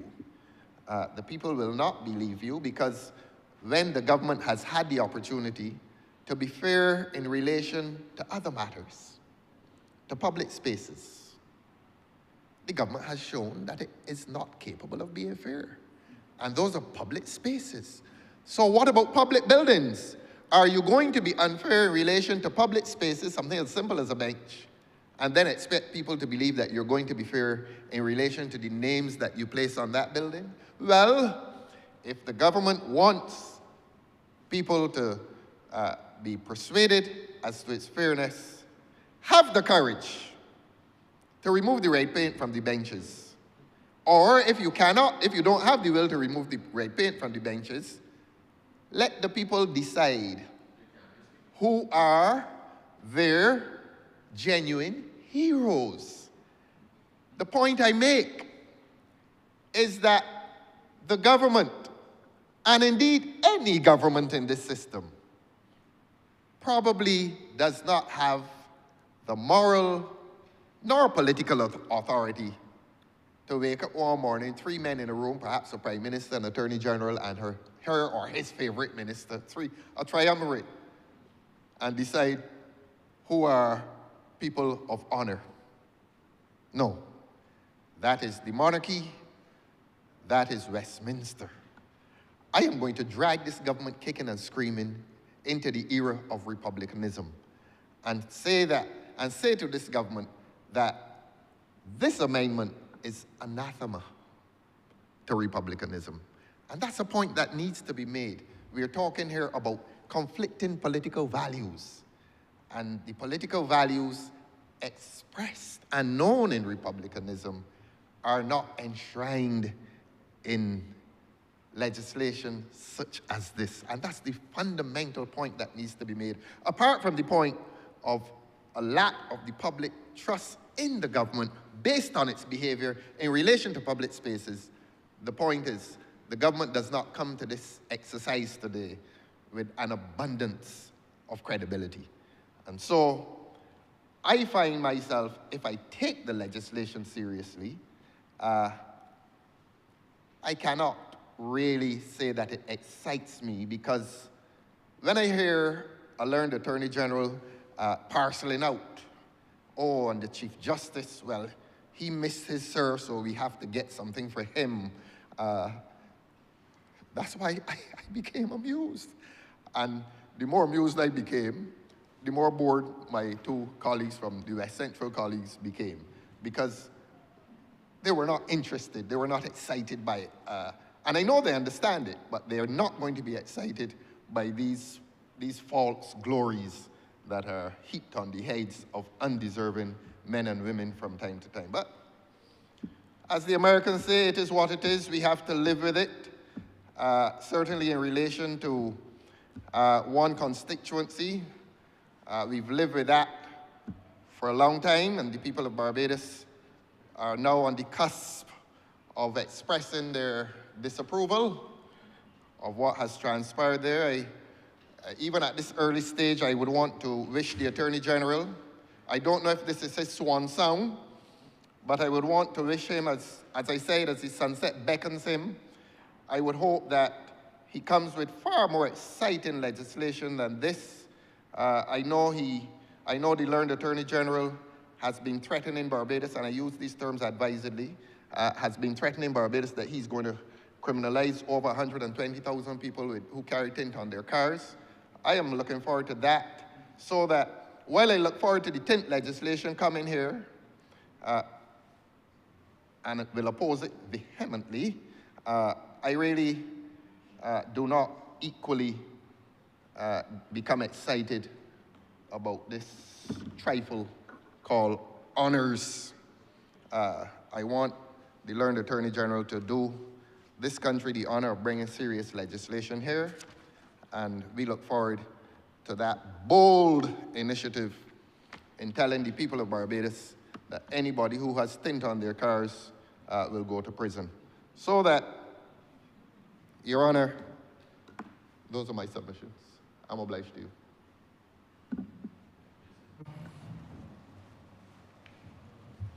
Honourable Member for St. Peter. Thank you very much, Mr. Speaker. I joined this debate not as amused as the Honourable Member for Christchurch South, but with a little bit of, they call it cognitive dissonance. We just got a lecture on moving away from the monarchy, from the King's Council. I don't know if the King sent the Honourable Member with a message for this chamber. I am very respectful, Mr. Speaker, of the current King of England, of the United Kingdom of Great Britain. And when we became a republic, he was happy to be here. And so he may have sent a message, because I sense that his views may be similar to the views expressed by the Honourable Member for Christchurch South. I'm not sure he would be happy that the person saying it in this context is ascribed as his counsel. but maybe as his counsel, he is also his messenger. And if that is the case, because I respect the family and I respect the king, the head of the Commonwealth, I think we can take the honorable member's submission. The matter of honoring people, I had cause to say just a few weeks ago that those who try to honor the father of our independence were excommunicated for attempting so to do. I'm referring to the Democratic Labour Party on George Street, where the honorable member for Christchurch South is now headed to see what he can pull together.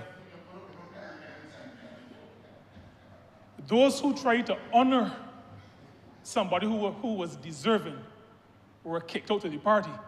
So I am not sure on what basis he purports, Mr. Speaker, to be able to lecture us about how we honor. He used the term people who may not be deserving.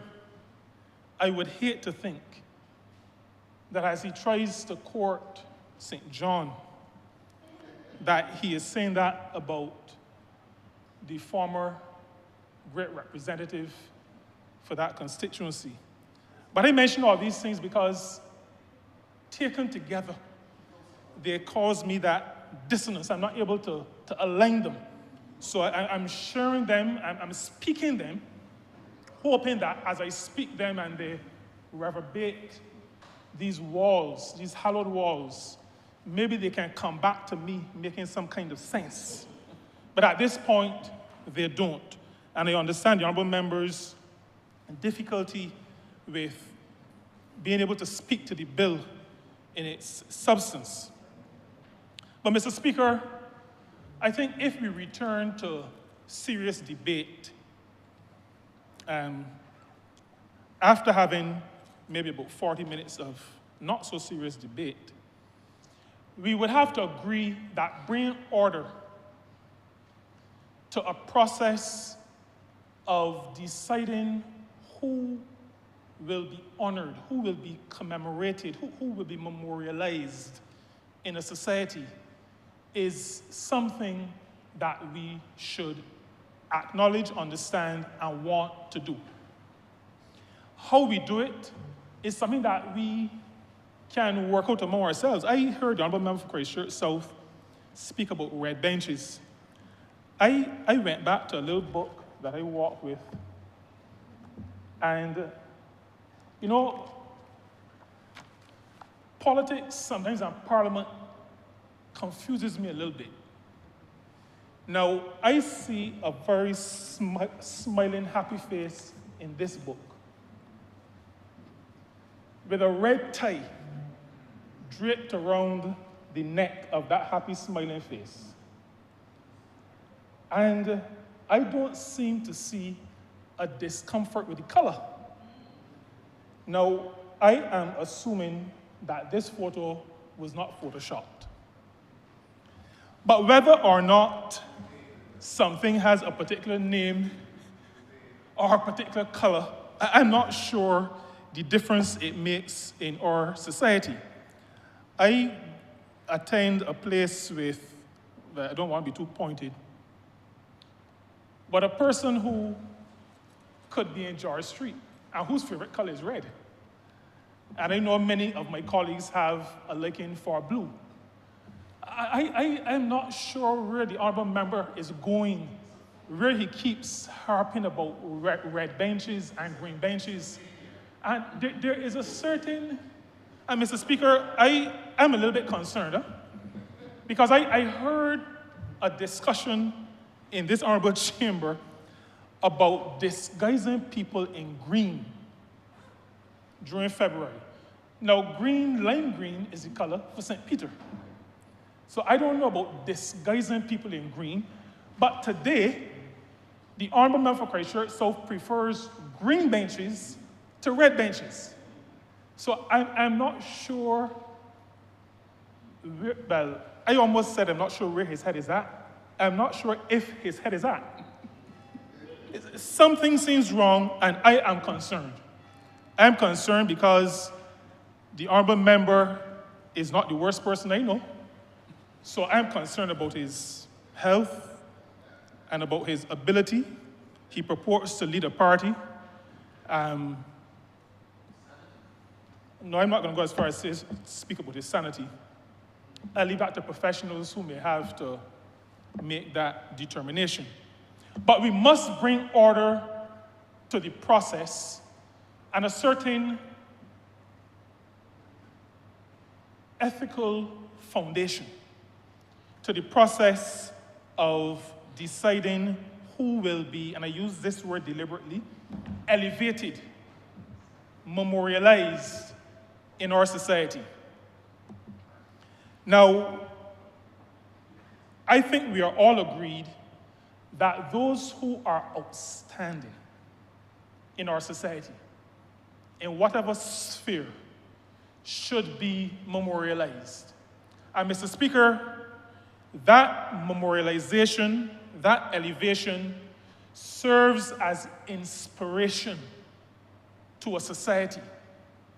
It serves to encourage people not to go after a designation, not to work toward being honored, but it allows people in a society and people in communities to hear names repeated, to see places named, and remember the person identified and that person's contribution, more so than going after an award themselves.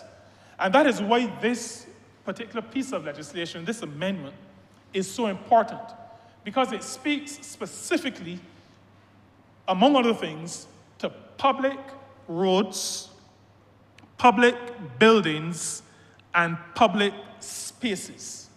Now, this is important, Mr. Speaker, because public roads, public buildings, public spaces are places and spaces that people will traverse, where people will congregate, where advertisements will mention the place. This is how we keep people's names and their achievements in the minds of people. Too many of our people have faded into history, not being recognized. And while we have this bill before us, I want to say that we have, along with naming and recognizing, we have to do a lot better as a society in terms of recognizing the actual work, because there are many details of the work of many of those who have gone before us, and some who are still with us, that we don't either know or remember, or information that has faded from the memory of many of us. And I'll give an example that I hope the Honourable Member for Christchurch South will be able to connect with. And I say this genuinely because this was a former leader of the party he now purports to lead. And it was only in planning the state funeral for the late Sir Lloyd Erskine Sandiford that I understood his work with respect to the environment and environmental sustainability, the role of SIDS, the impact on SIDS, small and developing states. And Mr. Speaker, not a lot of that is widely known. Now, he has been honored through the knighthood, as well as the building named after him in 2 Mile Hill. But Mr. Speaker, the information regarding the work, the actual work, is something that we have to pay attention to. And there are many people already memorialized, but for whom the work, the actual work, may not be top of mind for many of our citizens. And so I am absolutely delighted, and I am pretty sure that my colleagues are as well, that this legislation which will allow us in a more systematic, organized, and robust way address the matter of the naming of persons and the memorializing of their work. Now, this is not just a matter that a cabinet has been interested in or that a parliament is interested in. 2 years ago, the St. Peter Parish Independence Committee had as its project his story, her story. And they went around the communities in Barbados, and they were able to document some ordinary people, people we call ordinary people, who have made outstanding contributions. And I had the privilege, Mr. Speaker, on National Heroes Day, I think it was 2023, to go to Speightstown and to speak and to unveil a monument which is close to the car park, the BTI car park in Speightstown, where the names of various heroes of St. Peter have been inscribed. That monument is the result of people at the community level, at the grassroots level, recognizing that people who have contributed ought to be recognized, ought to be acknowledged, ought to be memorialized. What Cabinet agreed and what Parliament is now debating is an extension of that. The recognition that we ought to give honor where honor is due. That is itself a very biblical principle.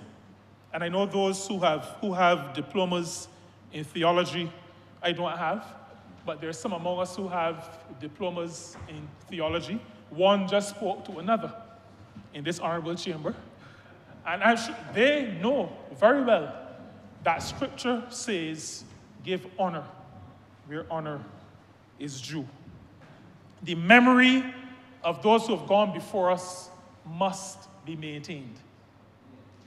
We have to use the work, the achievement of those who have gone before to move ourselves, to motivate ourselves, to allow us to understand that what we do, even in this honorable chamber, we're not doing it. This didn't just start. A lot of people have done a lot of work to get us to this point. And so, in St. Peter as an example, and I speak to this honorable chamber, the first person, Mr. Speaker, who looked like you, who sat there, is somebody who we memorialized in St. Peter. Sir Kenmore Husbands, K.N.R. Husbands, the first black speaker of the House of Assembly of this country. And we believed in 2019, going into 2020, that we ought to name a public road after him. Now, I'm happy that that was done. This system was not in place. This system also was not in place when a head of state coming out of St. Peter was also memorialized when the Boscobel Primary School was renamed after Sir Elliot Belgrave. Because we believe that those who have achieved and who can serve as inspiration for the rest of us must be memorialized. And so we did those. Before that, the primary school, when we amalgamated the Speightstown Boys School and the St. Peter's Girls School, we did the same for the gentleman who composed the music to the national anthem of our country, Curtis Campbell Van Roland Edwards. And so we have done that. Public roads, public buildings. We believe that our people must be recognized. Now, Mr. Speaker, one of the reasons why I rose to give this brief intervention on this is because St. Peter also has a head of government the longest serving Prime Minister of this country, Owen Seymour Arthur, the Right Honourable Professor, and we expect that through the work of this committee, that his contribution to constituency, to country, to region, to world will be recognized in such a way as to inspire others from Rosehill, from Ben Hill, from Maynards, from Quarter, from all around St. Peter and all over Barbados, to tell us that a young man who went to All Saints, who went to CP, who went to Arson College, who went to UE, who sometimes had to walk half the way home from UE to Rosehill, can achieve, can be a role model. The names of these persons must be in public spaces so that their memory is not lost. And I heard the Honourable Member for St. Joseph speak to the current Chief Justice, also from Rosehill, and I expect that that deserving honour will also come. I, like the Honourable Member for Christchurch South, believe that once we are in this place, having been sent by those who elected us, we speak on their behalf. But I know who sent me, and I know where I remain. I'm not courting anywhere else. Those who sent me, as a matter of fact, the Bible has a phrase for those who court outside of who they belong to. It is biblical, Mr. Speaker. I don't know if it is parliamentary, but I suspect that, given that we start the day with scripture, that biblical is probably parliamentary. I'm not accusing anybody of anything, but I know that scripture uses the word whoredom. But I remain faithful to St. Peter, and that's the reason why I have identified those that I have. I do not intend to be long, but I wish to go to just to say something briefly on the Pride of Barbados Awards. And Mr. Speaker, we should not underestimate the impact that this kind of recognition has on people. The inspiration even to family members. I've seen this because in 2020, even though the gathering was interrupted by the pandemic, St. Peter had, along with St. Lucie, the privilege of having nominees for the Pride of Barbados Award. And I know that the Honourable Member for Christchurch South, even though he purports not to support the gathering, one of his close confidants who sat in the gallery over here with him every day during the estimates, who carried his bags, and I chastise him for that, because he is above carrying bags for the leader of the opposition, even though he's a supporter of the party. But that goodly gentleman received an award in 2020, and among others. But the impact on individuals and the impact on relatives, the impact on friends, the impact on neighbors is such that reaffirmed in my mind the importance of recognizing, not just at the national level, but at the parish level. The fact that those who go above and beyond, those who work hard, those who put their shoulder to the wheel, those who do good by their communities are being recognized is something important. Now in 2020, the choosing of these persons was very narrowly done. The selection was very narrowly done. This legislation actually democratizes how we select persons for those kinds of awards. And so even before this came into play, Pride of Barbados Awards in 2025 was by open nomination. And so every person across Barbados had the opportunity to nominate persons for the awards. And I can say to you, Mr. Speaker, it had to be open because not everybody who I nominated got an award, and people got awards who I did not nominate. So the committee examines, it allows for every person, not just those of us who are elected, who speak on behalf of people, but the people themselves are able to have a voice in those who they want to be elevated, who they want to be recognized, who they want to be memorialized. And so, Mr. Speaker, with those words, I have the greatest honor and pleasure in supporting this bill, in recognizing that memorialization for my people is inspirational. And it also says thank you to those who have done yeoman service for their country.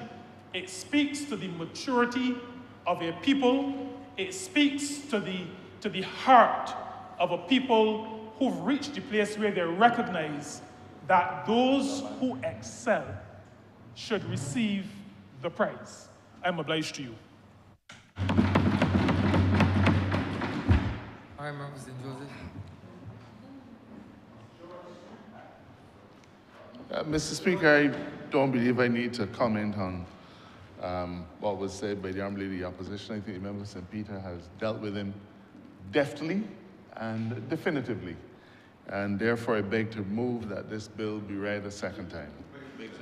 The question is that the aforementioned bill be read a second time. All those honourable members in favor, please say aye. Those against, please say no. Me think the ayes have it. Honourable Member St. Joseph. Mr. Speaker, I beg to move that you do now leave the chair and that this House resolve itself into committee for further consideration of the bill. The question is that the Speaker do not leave the chair and the House resolve itself into committee for further consideration of this bill. All those honourable members in favor, please say aye. Those against, please say no. Me think the ayes have it.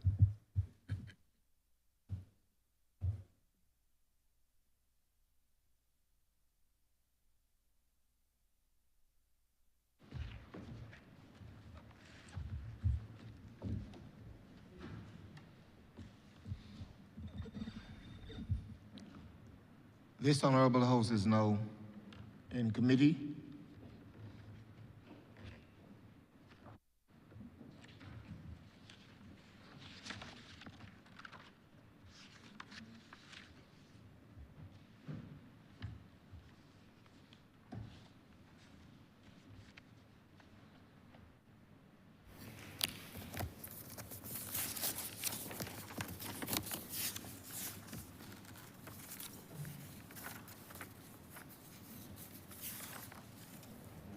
Clause 1. Mr. Chairman, I beg to move that clause 1 stand part.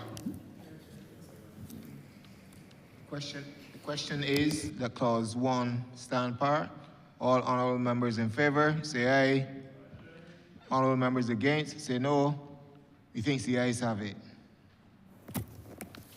Clause 2. Mr. Chairman, I beg to move that clause 2 stand part. The question is that clause 2 stand part. All honourable members in favor, say aye. Aye. Honourable members against, say no. Methinks the ayes have it. Clause 3. Mr. Chairman, I beg to move that clause 3 stand part. The question is that clause 3 stand part. All honourable members in favor, say aye. Aye. Honourable members against, say no. Methinks the ayes have it. Clause 4. Mr. Chairman, I beg to move that clause 4 stand part. The question is that clause 4 stand part. All honourable members in favor, say aye. Aye. Honourable members against, say no. Methinks the ayes have it. Clause 5. Mr. Chairman, I beg to move that clause 5 stand part. The question is that clause 5 stand part. All honourable members in favor, say aye. Aye. Honourable members against, say no. Methinks the ayes have it. Clause 6. Mr. Chairman, I beg to move an amendment in clause 6 by deleting clause Clause 6, you'll realize, refers to Clause 21A. And in 21A, I want to move the deletion of that subparagraph A and replace it with the following words. A, in relation to a person, comma, Roman numeral I, the notable contributions made by that person to the history and development of the community or parish or existence of Barbados as a nation, Roman numeral II, the exemplary achievements of that person in any discipline, including but not limited to administration, business, politics, education, science, sports, or literature, or Roman numeral 3, III, the prominence of that person in their particular field. I therefore beg to move that Clause 6, as amended, stand part. The question is that Clause 6, as amended, stand part. All honorable members in favor, say aye. Aye. Honorable members against, say no. Methinks the ayes have it. Clause 7. Beg to move that Clause 7 stand part. The question is that Clause 7 stand part. All honorable members in favor, say aye. Honorable members against, say no. Methinks the ayes have it. Schedule. Mr. Chairman, I beg to move that the schedule be the schedule to the bill. The question is that the schedule be the schedule to the bill. All honorable members in favor, say aye. Aye. Honorable members against, say no. Methinks the ayes have it. Report. Mr. Chairman, I beg to move that you do not report to the Speaker the passing of one bill in committee. The question is that I do not report to His Honor the Speaker the passing of one bill in committee with amendments. All honorable members in favor, say aye. Aye. Honorable members against, say no. Methinks the ayes have it.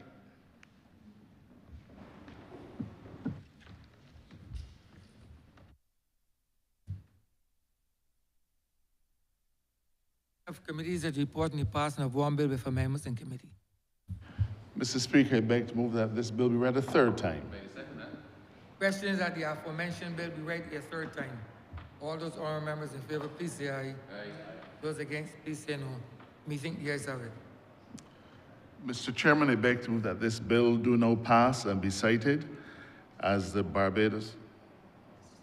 Mr. Speaker, I beg to move this bill do now pass and be cited the Barbados National Honors and Decorations Amendment Act 2025. Question is that this bill be passed and so cited. All those honorable members in favor, please say aye. Those against, please say no. Methinks the ayes have it. This bill is passed and so cited.